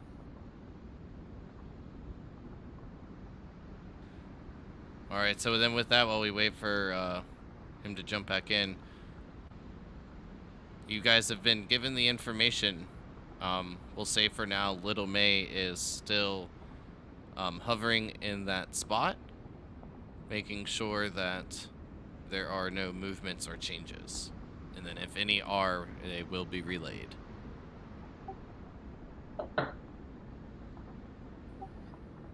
So the way I see it is we have 2 options in this situation. We can, because it seems like they've set a trap. We can either try and flank them and catch them off guard, or set off their trap knowing it's there, and then outmaneuver them. I like the first option, brother. That was my idea as well. Maybe 2 of us, maybe Virik and I can come in from the north while you all, and wait for you on the other side of the path across from them, and then wait for you all to come down the path. And when their attention is drawn, we can attack. That sounds like a fair plan to me.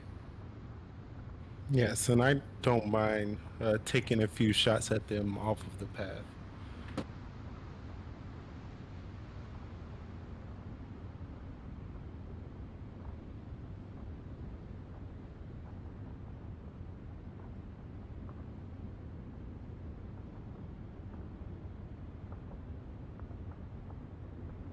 So, just to be clear, it sounds like to me each of you are going to try to sneak up on them in order to, you know, be able to attack at a distance. So we're gonna split up into 2 groups. Virik and I sort of going like west and then south through the trees, or like trying to sneak up, and then the rest of the party is gonna just keep walking down the path and try to spring the trap. Virik and I hopefully get a head start, so that we can like try to get in position and get there slowly, so that we can sort of attack them from like in front when they're facing the party, and from behind, which is hopefully where we'll be, or at least from the side. Yeah, that sounds good because I think you get like movement speed or something for being a ranger. Yeah, because Hopefully, this is my favorite terrain, so I think we all do.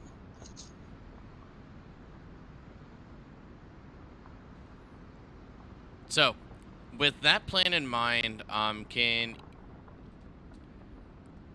just to be clear, if you guys would be trying to, like, maneuver forward stealthily in order to spot them out. Yes. not me though. Yeah, May and Virik would be moving stealthily to get into a better position to attack. while the rest of us just go about our business walking down the road. We're the bait. They're walking down the road. I imagine it just like whistling and be like, "Oh my, what a peaceful day the countryside today is." Oblivious So, bait. Just like sorry, whistling. who's the bait? I am. We are. I was gonna say Little May, of Um, course. No, Yeah, too soon. Adashi. Before just all in leaves, Adashi's gonna come up behind him and say, "Good luck, brother," and he's gonna cast Mage Armor on you. So your AC is now 13 plus your Dex modifier because you're not wearing armor. Thank you. I guess you get something else. I think you get Wisdom too because you're a monk Wait, or something. you said AC plus 13? That sounds crazy. Your base AC instead of starting at 10, you start at 13. So Okay, it's start at 13. 13. That's not the right 13. thing. Here I was is like, what? How's it? I can put it in chat. Sorry, my internet's back now. so I am gonna have Little May do like a path to give you an idea of like where she's circling. So Little May, while making her way about in like this circular manner, seems to be focusing on this tree and this stone.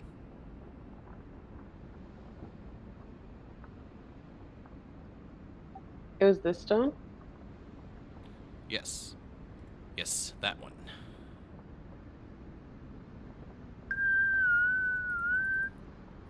And can I look through her eyes again and just confirm they're still there? Yes, they are there. When you lost internet, Okay. I wasn't sure if you were going to still be looking through her eyes continuously. So what I said is either way, there'd be some sort of indication if anything had changed. Got it. Cool. Yeah, and I'm gonna cast guidance on May for her stuff. Okay, so just to be clear, where are all these spells going? Mage Armor is on just Stalin. Yes, I'll go from a base of 10 to 13. Yep, and I misclicked whatever spell chill touch. I just meant to do boop boop boop guidance on May. Yeah, I hit mine twice, so only one Mage Armor on just Stalin. Okay.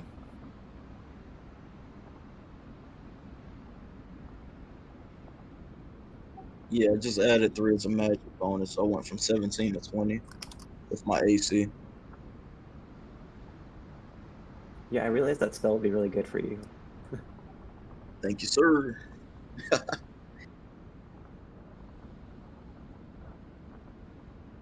So just so you're aware, to my knowledge, those don't stack. You have to choose one or the other. What do you mean? Like he's not gonna gain the benefits from unarmored defense and mage armor. Oh, okay. Yeah, because it's the same either way. +3, +3. So I guess it'll be no and back to 17. Like mage armor isn't just gonna put his armor base at 13, then him add all the rest of the stuff. It gets that specific thing or the other. Gotcha. Yeah, both of them add 3, so I'll take it okay. back off. Never mind. That doesn't help you very much. Good try. Okay. Is if it did, that would make a lot of the unarmored defense characters like super broken. Yeah. Yeah, I mean, I was more thinking since like they can't cast it themselves, it's using a resource for the the spellcaster. But yeah, but at the same okay. point, you would be adding like your dexterity modifier twice due to the same thing.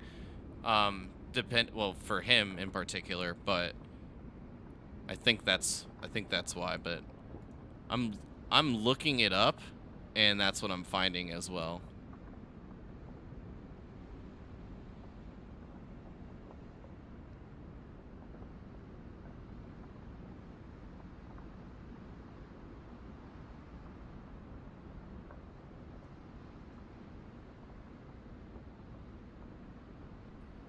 Maybe if I had some type of dual class, that would work. Not like this. Yeah, so the thing that I'm reading, like the explanation it gives is mage armor specifies that it works on a creature who isn't wearing armor. So while this is true that the target of mage armor must be unarmored, for an example, as a monk or barbarian with their unarmored defense, but however, mage armor gives you a new way to calculate your AC and is therefore incompatible with unarmored defense. Makes sense.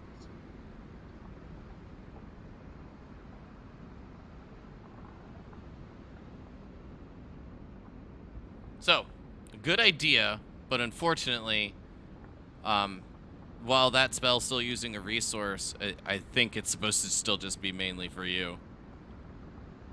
Yeah, no worries. Can I say I prepared a different spell then before I started the day? Is that okay? Because I prepared that only to cast on him, like knowing that it. I mean, you know what? I can stick with it. It's fine. I can stick with it and just change it this evening. If that's too. I would say again. it's more of like a testing process. Like you, from your understanding of the spell, you would have maybe like experimented with it, but I'm gonna have to just say with like that, it's I guess it's just now you know kind of thing. But I also didn't know either. I thought that could work. It reminds me of the bar when he almost made me pass out. He's just trying to experiment with things. So you could take the spell and just basically you're at the same AC and you just make Adachi feel better that he did something. Yep. I'll tell you, thank It's you like regardless. magic puberty. At least you're not making me pass out this time. Yeah, it sounds good. Because I think I mean, even though you were intoxicated when doing that before, it's still like just like that same thought process of just maybe being like a bit absent-minded, as Adachi seems to be a bit of times. And while trying to put your brother to sleep and then realizing, oh yeah, that doesn't work, when it nearly knocked out just Stalin instead. But with that in mind, okay, May, you went back. I was gonna say I know that you had walked, but I didn't know where you went from there. But little May is still in like the same positions. Not much has changed, other than her falling silent. Yeah, I went back because Creep Tilly suggested that maybe I would have to do a stealth roll. So I was just waiting. Oh yeah, if you guys are stealthing out ahead, you will need to do stealth rolls. Okay. And then with guidance that Creep gave me.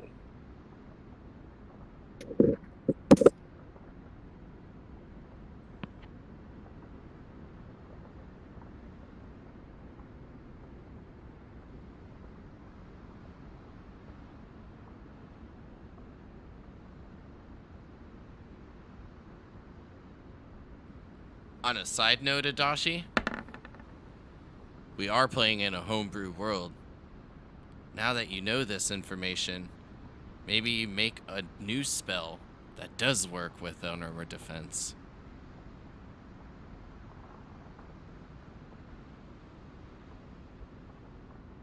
Noted. Cool. I'm not sure why when I rolled, it rolled 2 dice.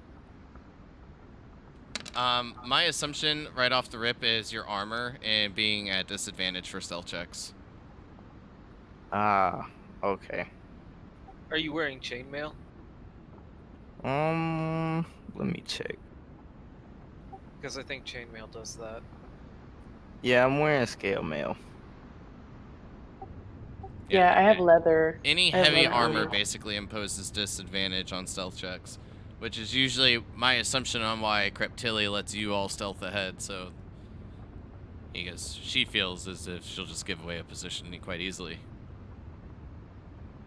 So mine is medium. So should it still be at disadvantage or no? Yeah, what I realized is the scale mail is at disadvantage. That's what I'm wearing, which is why I was like trying to get a breastplate. God damn it. It is medium. My guess is still because it has the overlapping pieces of metal, as well as like gauntlets and stuff. That is my assumption.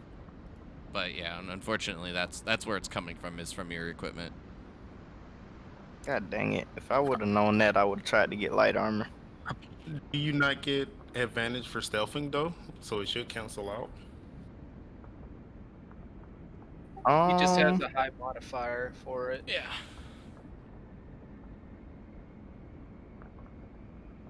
I believe he does.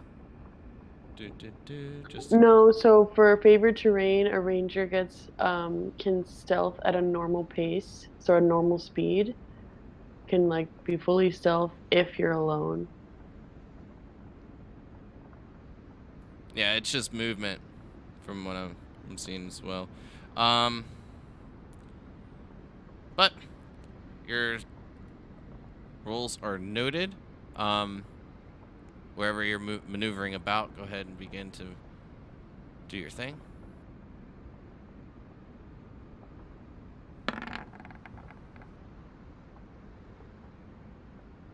And at this point, I'm like looking.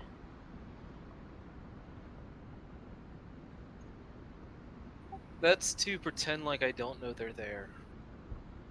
Got it. Yeah, we are the bait still, so I'd say stick on the road.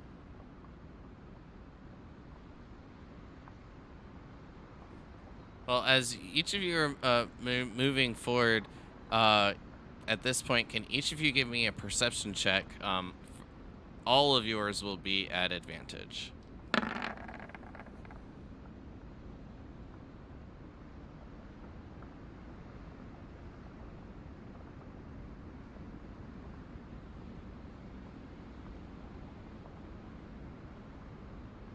Okay. I need the rest of yours. There they go. 13, 11, got it? of course. Oh, that one's from... that was another one from Crix. Oh, from your advantage, got it. So 17 for Crix. 11, 13. And Adachi?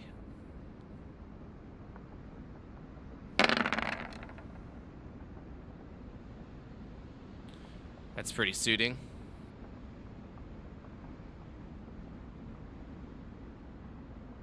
So as each of you are making your way down the road, doing your best impersonations of bait and stealthily making your way, feeling quite hidden, that is when each of you gain a bit of a better position, spotting the 5 gnolls hiding behind the trees and the rocks indicated by Little May.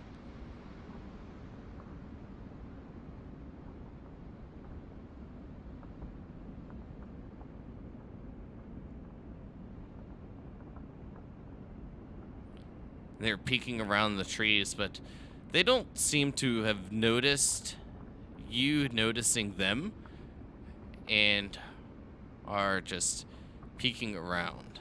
Then, when feeling as if they're almost caught hiding back behind the tree,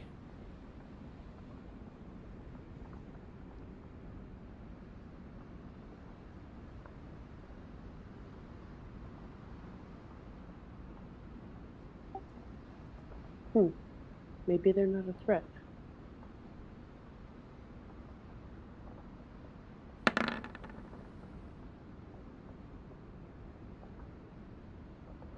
It's been a long day of travel. We should just wait around here for a while.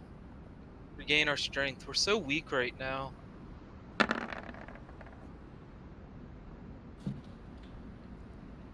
Indeed. Maybe we should make our way back this way and set up camp.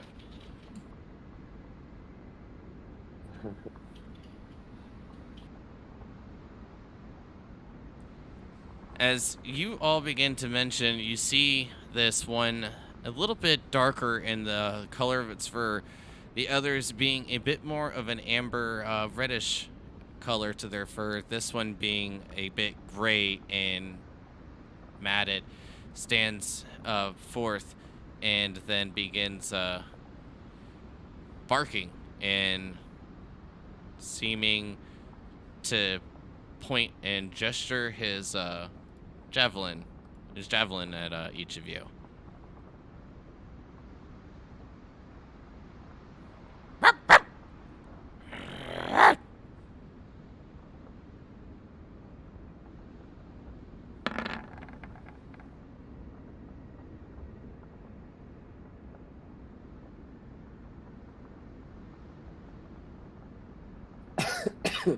All right.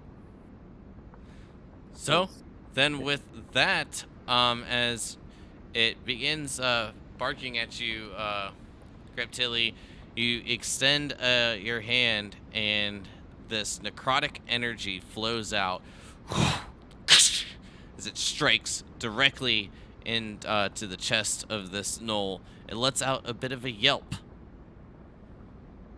Can you go ahead and roll me damage?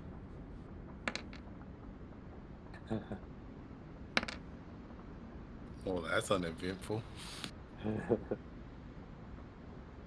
Hey, but you struck first. That's all that matters. And then It's will you for each the of you goal. begin to roll me initiative as they begin to bark and howl, all of them seeming quite irritated from this attack. You said everybody roll initiative? Yeah, well, unless I guess you choose not to want to participate in combat. But I would still ask for it just so we can check in on what you're doing, but I figure you're not gonna just run.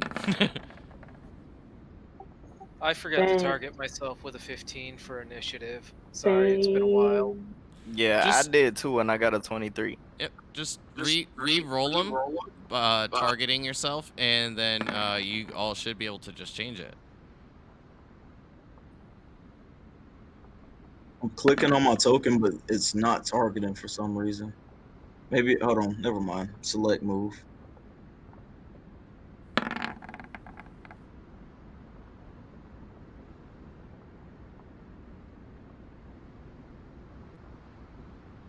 Okay, so Crix, I have you at a 15.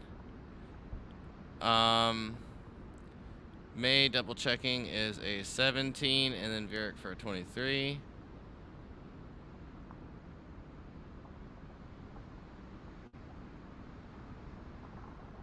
Then Creptilli for a 5. Dashi on a 15. I actually got a 6. It's right in the turn order. The 15's an insight? Okay. Yeah. Yeah. Got them, and Jocelyn. Okay. Why are the numbers I'm seeing completely different? What do you mean? Cause like on my screen I got a 18, May got a 10, Crix got a 9, Dashi. That was because you guys re-rolled to put yourself back on the initiative, and then I gave you your first roll.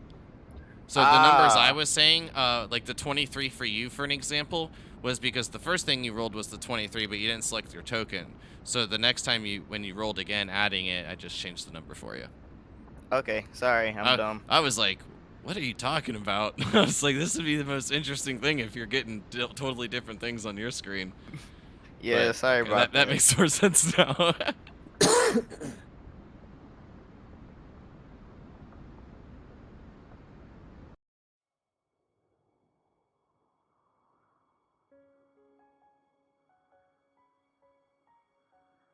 Okay. Oh, battle music. At the top of the turn order, we have just Stalin. Just after your sister outstretched her hand, shooting off the familiar chill touch that she normally does when confronted with, I guess, practically anyone that seems to be worth killing.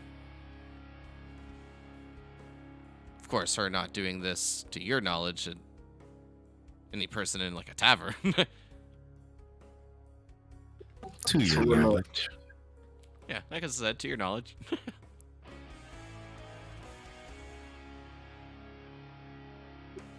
Now to show my movement again, it's just using spacebar. Left click, hold on your token, and then as you maneuver it, just right click, and it'll bring up like points for you. Gotcha.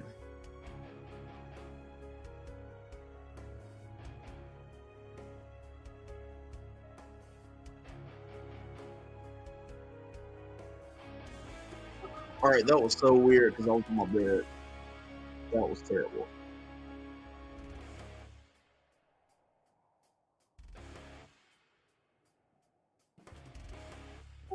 But I'll roll with it if I have to. Well, it looked like you moved backwards. If that was your intent, then... No, I was going southwest with my mouse and it was just going haywire. Oh, well, just move yourself back then. I think I was here. Roughly. Yeah.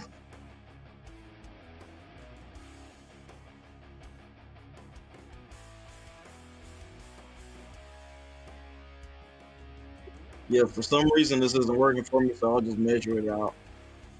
I'll just measure it. All right.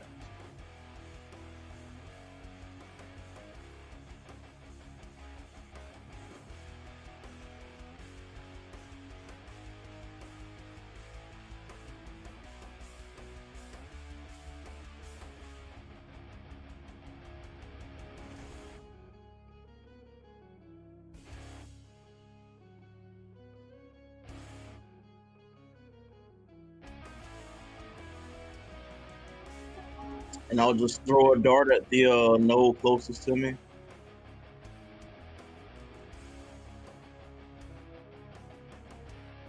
Okay. Just a regular dart, or are you using the feather? Just a regular this time.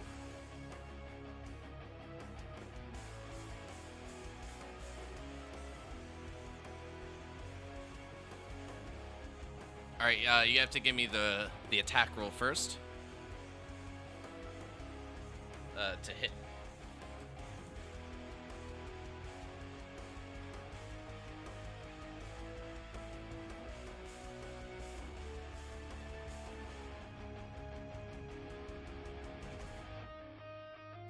Okay, the 20 will hit, and for 8 damage as it pierces in, this one will let out a bit of a yelp as it...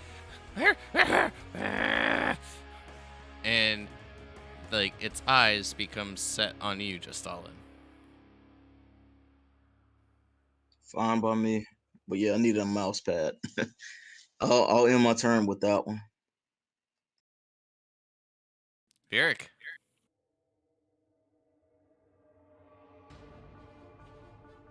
I'm gonna move this way so I don't hit my brother, and I'm gonna shoot at this one. Got it.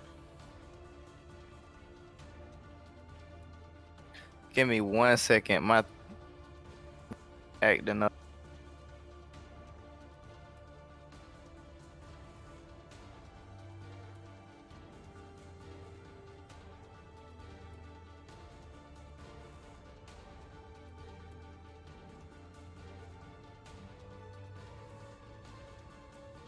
The 15 will hit as it pierces into its chest, now with a couple of eyes on it, each of you noting that the one in the front wearing chainmail armor, this one still finding purchase as it sinks in, this arrow dealing a nice amount of damage. And I'm gonna go back to where I started at. Got it. And that's the end of my turn. Well, it will become the one in the front's turn who, pissed off, will break off the arrow, leaving the tip buried underneath the armor in its into its flesh, then make its way towards you, Crix, being the nearest one. Excellent.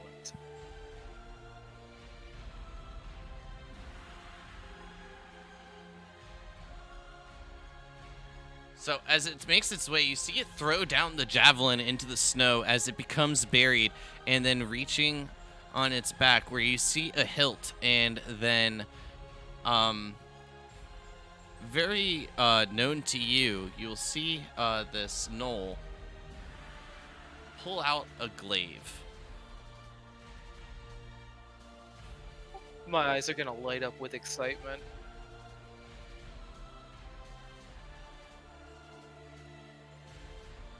So, stepping forward, it will then take its attacks at you.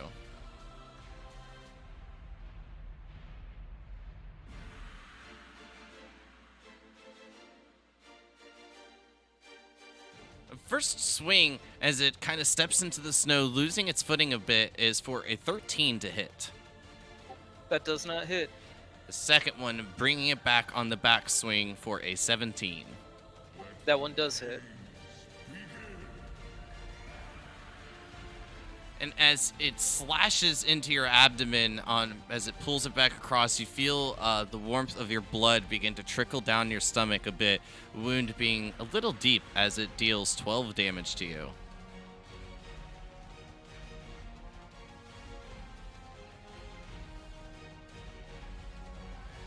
And then Ouch. barking a couple times, you will see one of the other gnolls kind of perch up on their hind legs and begin to maneuver forward.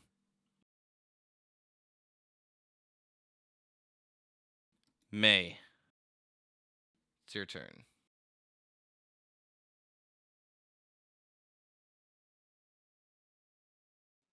Okay, May, seeing that, is gonna step out a little ways.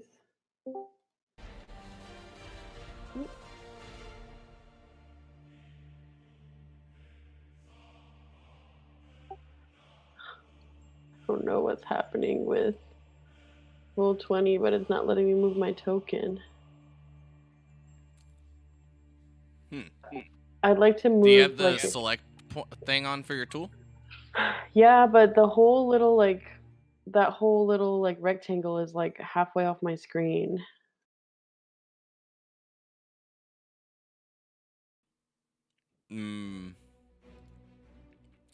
I would try just refreshing first to see if that works. If not, maybe just re-adding your token. All right, refreshing. Okay, that's back in the right spot. Hopefully this works.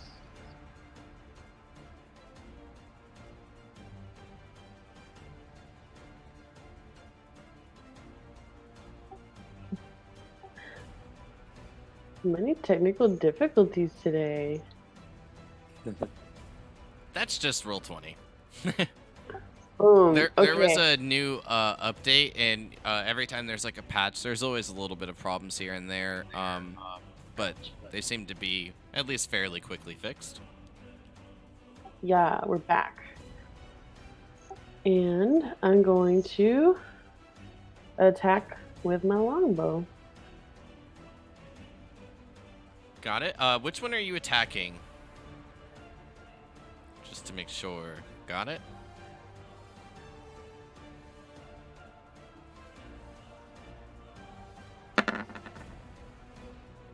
That'll hit.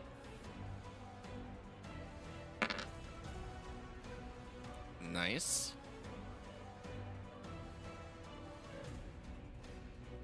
So after its two swings towards your brother Crix, you hear Crix let out just a bit of a grunt as it makes the backswing, and then taking a bit of step to the side, gaining more of a surface area to shoot this gnoll, you puncture him. You sink in right into the armpit area on the left side.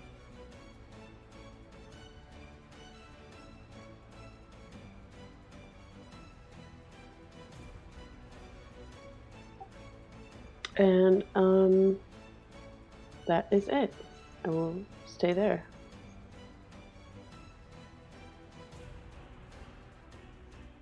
On it, which will bring us to this knoll. Looking around, seeing a couple of pop shots come off from the trees in the distance, the leader being looking a bit rough. This one will just begin to sprint.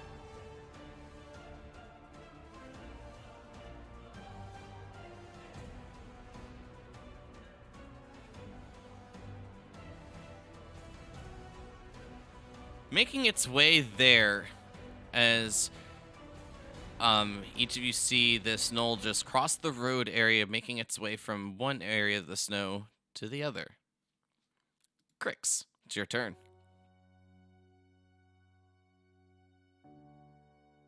All right, first thing I'm going to do is move into position.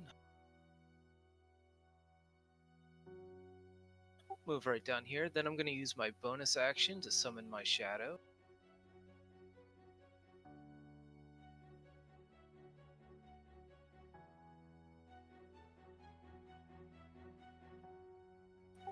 Then I'm going to make an attack with my glaive against this knoll.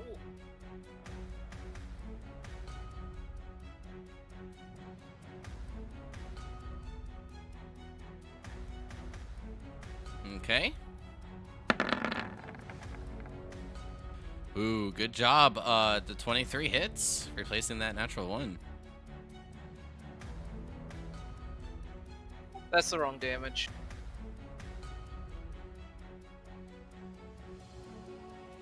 I don't see any damage.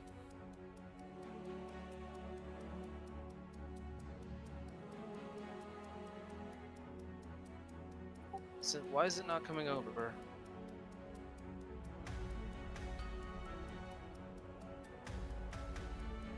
Well, over here it says I rolled a 4 plus 4, so an 8. But Does that work? Yeah, you can just hit the glaive plus 1 in the chat window and roll 20. And that should roll it for you. that's what I was doing, but it didn't do it. Oh, interesting. I thought you might have been doing it from D&D Beyond. There it goes. Well, that one was, I think that was your... Oh, it just rolled 2d10 on the window. Doing the same thing now for you as it was for Adachi. Alright, 9 damage. Then I'm going to use Action Surge to make another attack. Got it. As you swing forth with the glaive the first time, finding purchase, you push yourself a bit farther. You feel your heart rate increase, beating faster and faster, then pushing yourself beyond your normal limit. Unfortunately, as you swing, the 12, not enough to hit.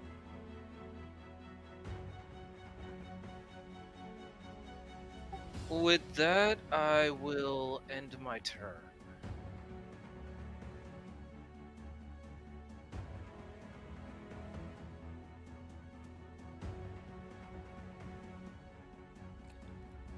As after taking a very advantageous position with your shadow, you'll hear one pipe up, "Ah, scary!" And then, well, that is when out of like the corner of your eye, just over the shoulder of this knoll and the your shadow, you will see a projectile heading its way.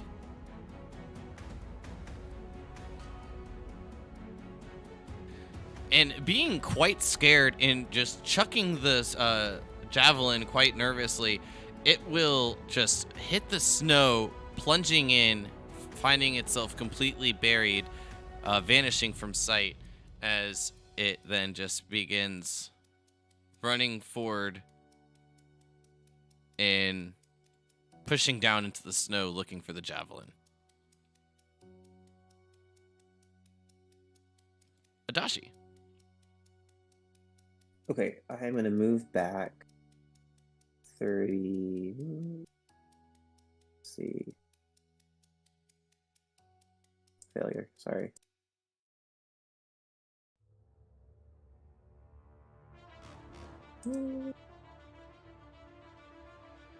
There.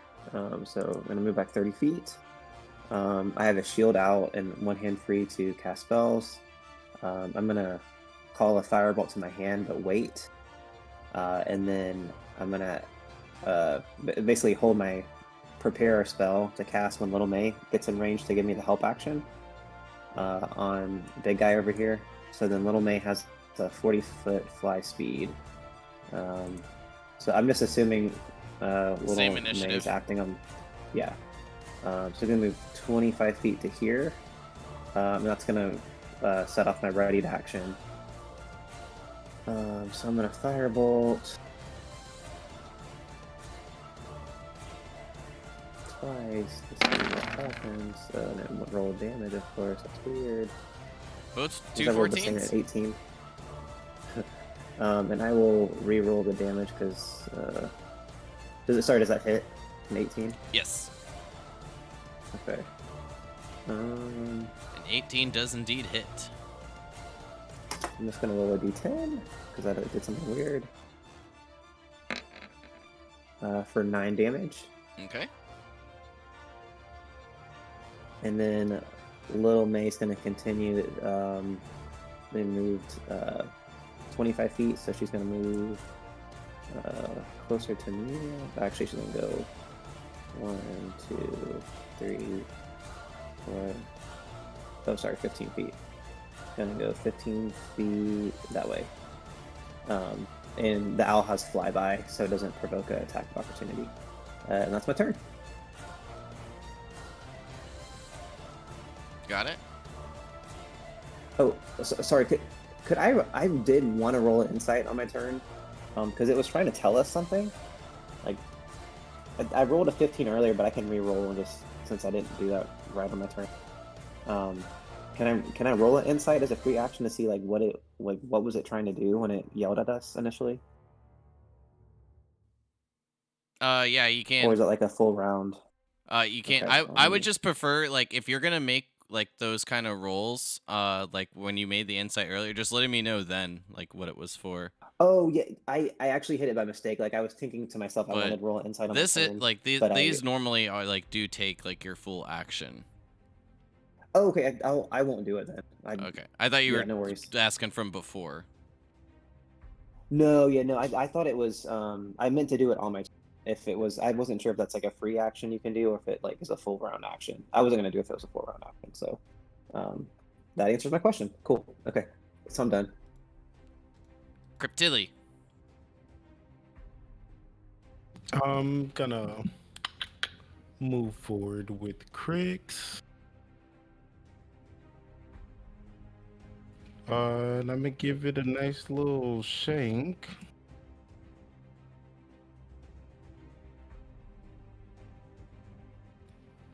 If I can. 11 missing. As you see it kind of try to snag at the owl, unfortunately missing for the knoll.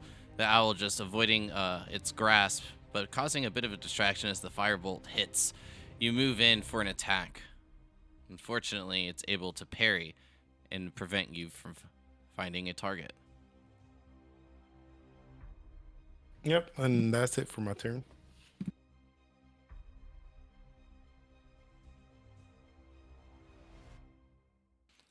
Swin, we'll move up to you, Justalin. No surprise there. And then it will try to jab at you with its javelin. This is for a 20 to hit.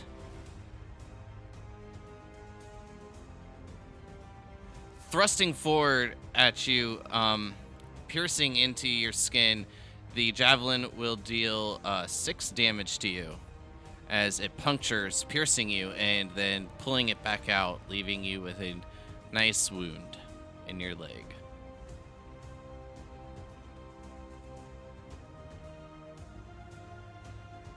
Six HP down, still moving. This one thrusting at the shadow with its javelin for a 14 to hit. That does not hit. Oh, as it swings forward, just the momentum is enough to kind of like push the shadow almost in an unnatural way out of the way of the javelin, and as it avoids the attack, the gnoll looking quite confused and surprised, and then barking a couple times. We move back to just Stalin.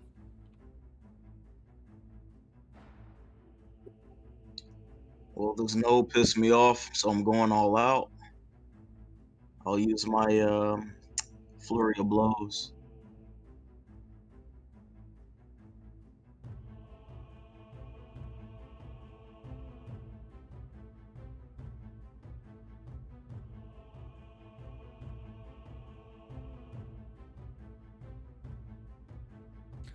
Unfortunately, the 10 and the 12 missing the attacks. You swing forward with the short sword as it brings up the shield, blocking you. Then you move in for a like round hook, missing as it moves its head back, but then leaving itself very vulnerable as you connect with the third blow.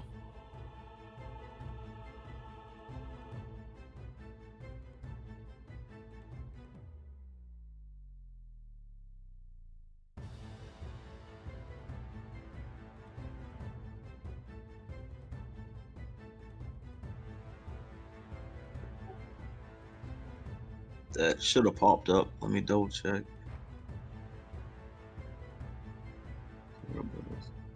Yeah, I see a 7 on my end from D&D Beyond. I don't know why it didn't pop up.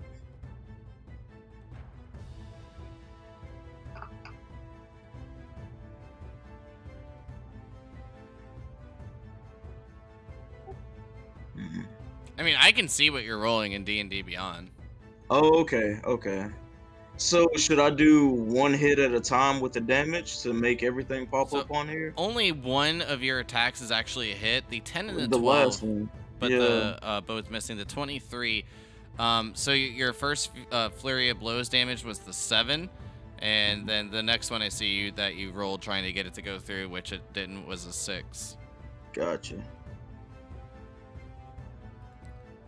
Being like the admin, I can see everything. Oh, good, good. Plus, then I just mark it down if you guys fib to me. I'm like, okay, noted. Right, I was wondering, I'm like, why is this not going through? But is it because I'm supposed to do hit then damage for each move? I think it may just be like something that's like messed up, but if it doesn't go Okay. through, like I said, I can see it. So Gotcha. I'll mark off the 7 damage for it. Alright.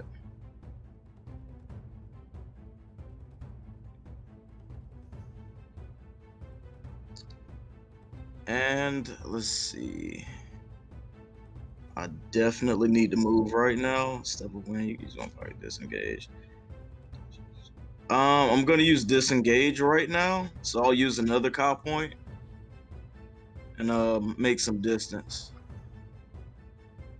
Because I do not have the most hit points out of the group at all.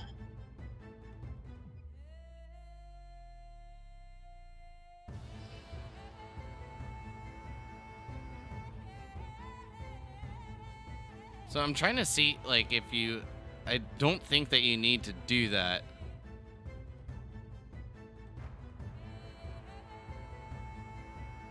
I don't know how strong these Yeah, things so- are. No. Like what I mean is like you don't need to spend the Kai point. Oh, okay, Because of the okay. drunken technique. I was gonna say I was forgot. nearly positive that there was a thing that I had remembered from your character on it.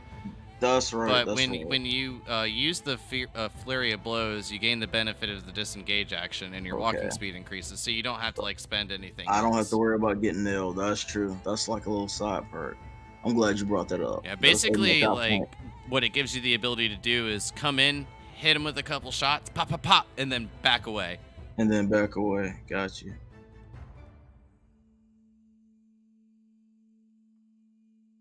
But with it increasing your movement by 10 foot, I believe you have 50 foot left because you haven't used any.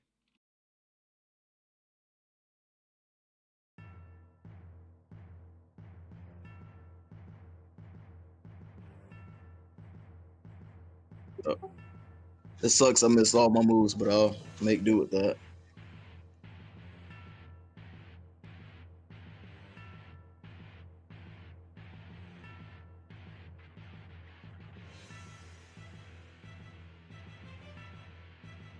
All right, I'm guessing that's it for you then, bud. Oh, I might have forgotten to hold down my alt button, but yeah, that's it for me. All right. Vieric, it's your turn. The battlefield seems to be getting more and more clustered in front of you as everyone is targeting the one that stepped forth. I'm gonna shoot at the one that Stalin just had that little fight with.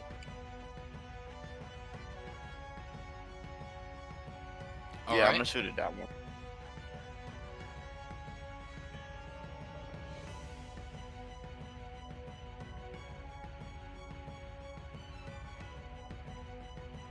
The 15 hits. So after you see your brother try to make a couple swift attacks, only landing one blow, then retreating, taking a position behind Crix, a little bit more of a safe spot as you sink into this one with your longbow. The arrow piercing in, dealing a nice chunk of damage. And I'm gonna step back to where I was again. Heard?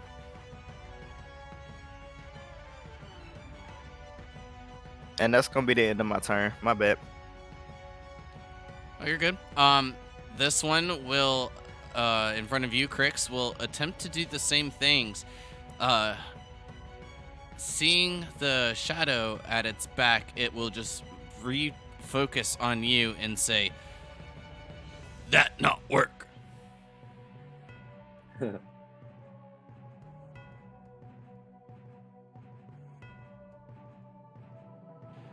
But apparently it has some effect, as both of the attacks are natural ones, swinging at you quite wildly. Being as wounded and surrounded as he is, it seems to just be bearing down on the individual gnoll as these attacks just go wild and are unable to find purchase, or even close to finding purchase.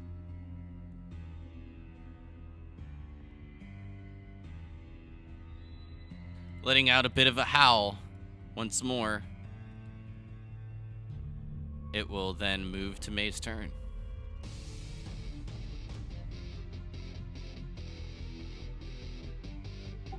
Okay, so May is going to run towards the rest of her fam. And she's actually going to aim for this one. Because it seems like, well, that could be a problem later on.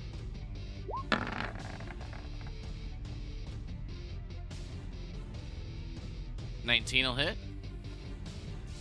Which one were you going for? Just so I remember. It looked like okay. I was gonna say it looked like it could have been one of the two. This one.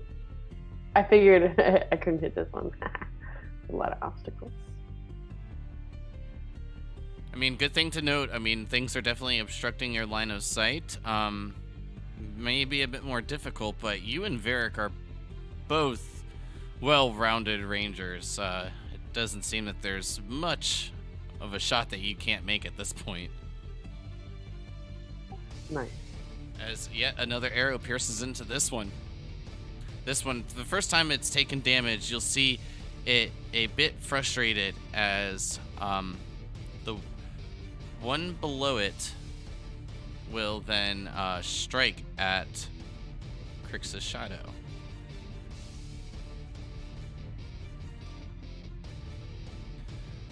Well, about to throw these gnolls in the garbage can. Their character sheets suck. Well, I mean, I guess it's not their character sheets, it's just my rules. That's a natural 2. So that one missing. Yeah, that does not hit.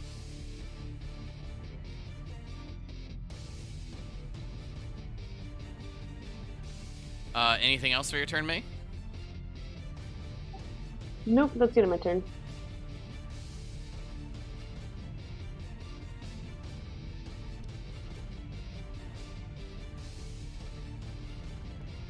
As this one continues to just sprint over towards the rock, making its way past each of you, not even a glance back, you'll see it just jump and dive into the snow and begin to attempt to bury itself.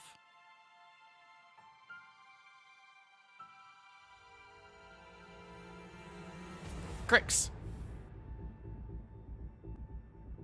Alright, this should be an interesting turn. First thing I'm going to do is I'm going to move my shadow 15 feet north.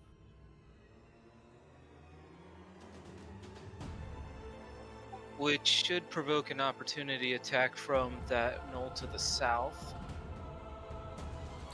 Actually, he won't be able to. Being forced to use his reaction to attack them on the previous. But so he not being able to, and then still in range of the other guy. So. Alright, so the next thing I'm going to do is use my bonus action to use Shadow Swap, so me and my Shadow will swap places. It uses half of my movement. And you swap places. And then I'm going to have my Shadow swing around to the south of this knoll the Cryptilli is in front of. And then I'm going to attack the knoll. Interesting. So with a quick tactical maneuver, switching, having the shadow take the attention briefly as it moves off into the distance, then swapping places, that you see the knoll turn back towards your original spot, seeing that you have moved location. Then, as it turns back to you, a bit of surprise, giving its back to your shadow, the 25 sinking in for a nice hit. Is a 20? No, 25's a 19, isn't it? I believe so. Yep, it's a 19. If it was a natural 20, it should be in green, but I think someone has rolled 1. But That should show up as a 10 for damage in a second.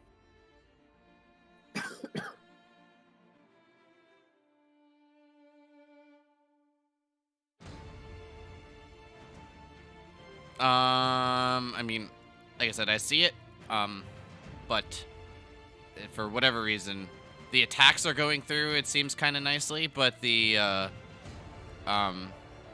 damage isn't. Yeah, it's weird that it's doing that. And this one is looking pretty rough. As you sink in deeply into the back with the glaive, it lets out a very high-pitched yelp as it still, while staggering, is standing, not yet to fall. Alright, with that, I'm going to end my turn.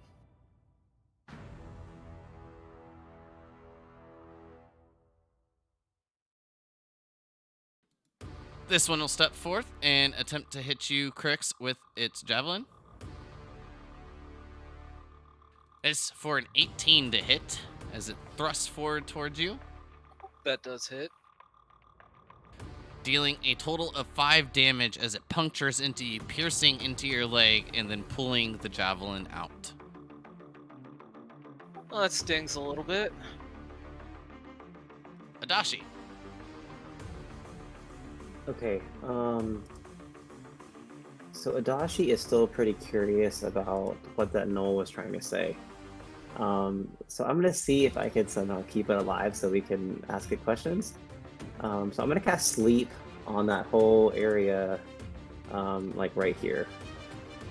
So I think it should catch all 3 gnolls. I doubt it'll put all of them to sleep, especially how I roll, but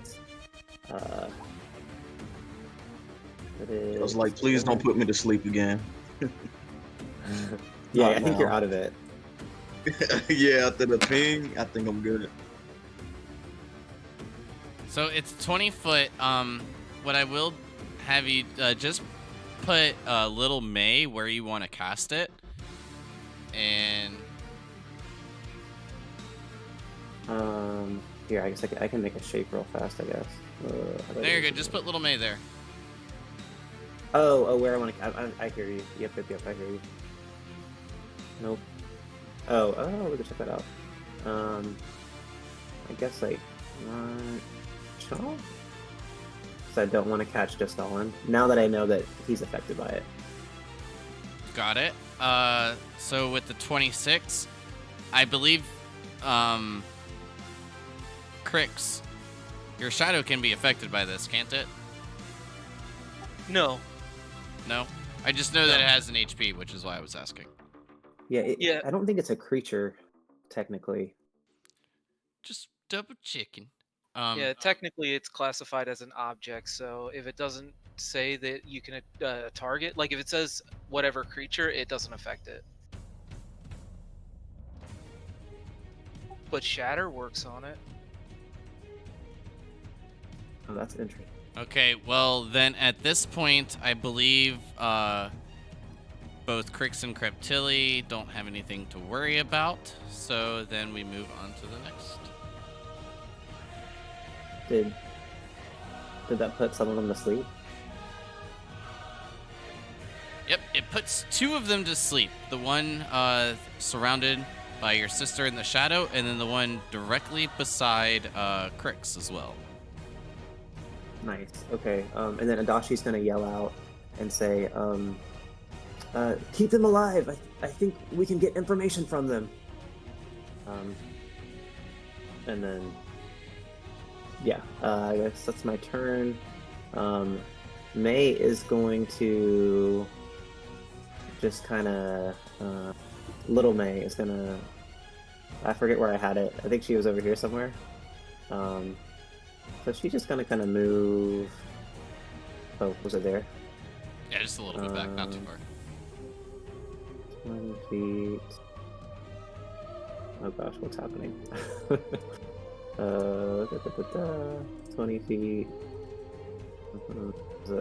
Actually, it's a 60-foot fly speed, so I just want there. That's fine. I'm gonna try to stay out of the combat range. And that's my turn. Creptilli, it's your turn. So since that guy's asleep, nothing to worry about there. I'm gonna make my way to this side of the knoll, and I'm going to attempt to stab it.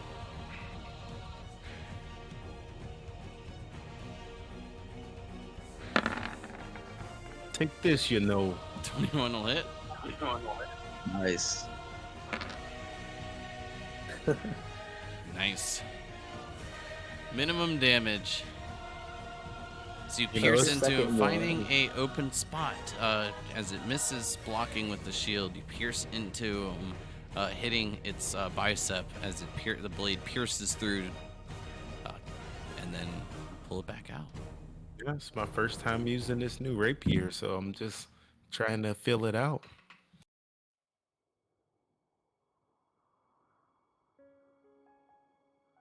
And that's my turn. Got it.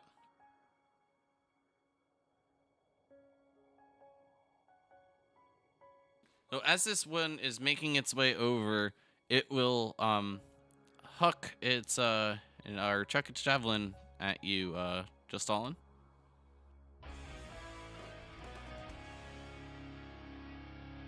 And as it throws it towards you, you just see it land on the ground near you, sliding past you a bit as it goes from the snow into the road. Definitely missing you with a 7 to hit. No need for deflect then, I'm glad. This one, Creptilli, as you puncture it, will then attempt to turn and thrusting forward with the javelin. A 21 to hit, That hits. dealing 6 damage as it punctures into you, hitting just into your stomach. And with that, a bit over our time. I know that it's been like a month since we played, but this seems like it might take quite a little bit more time, at least 15 to 20 more minutes. But we can just gonna go ahead and call it here for the night as we make our way into round 3.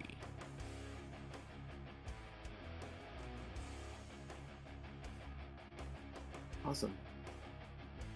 Yeah. Good old Sounds good. suspense.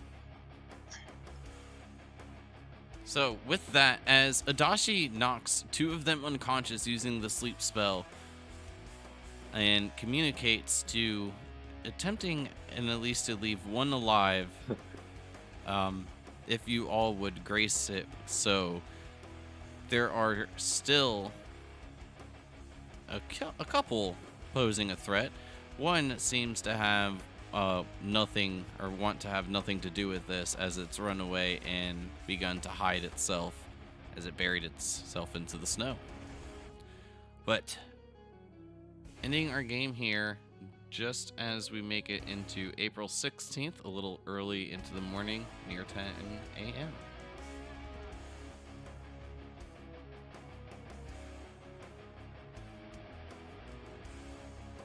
All right, so if anyone has anything they'd like to share, say, all that good stuff, feel free to do so.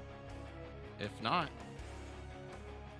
I'm guessing I will see all of you next week. Yep. Yeah. Yep. Yep. We'll be here. All right, well, then with that, everyone have a good night. Thanks for joining and tuning in. If you're watching live, make sure that the follow is noted and the notifications are on, so that way you can see every time we go live with some more of the World of Elista content and other shenanigans we get into with D&D buddies. If you're watching on YouTube or hanging out on that, make sure you subscribe. Make sure you know when I post new videos nearly every day. But everyone have a good night and see you next time. Good night. See you later. Bye. Adios. Take it easy. Bye.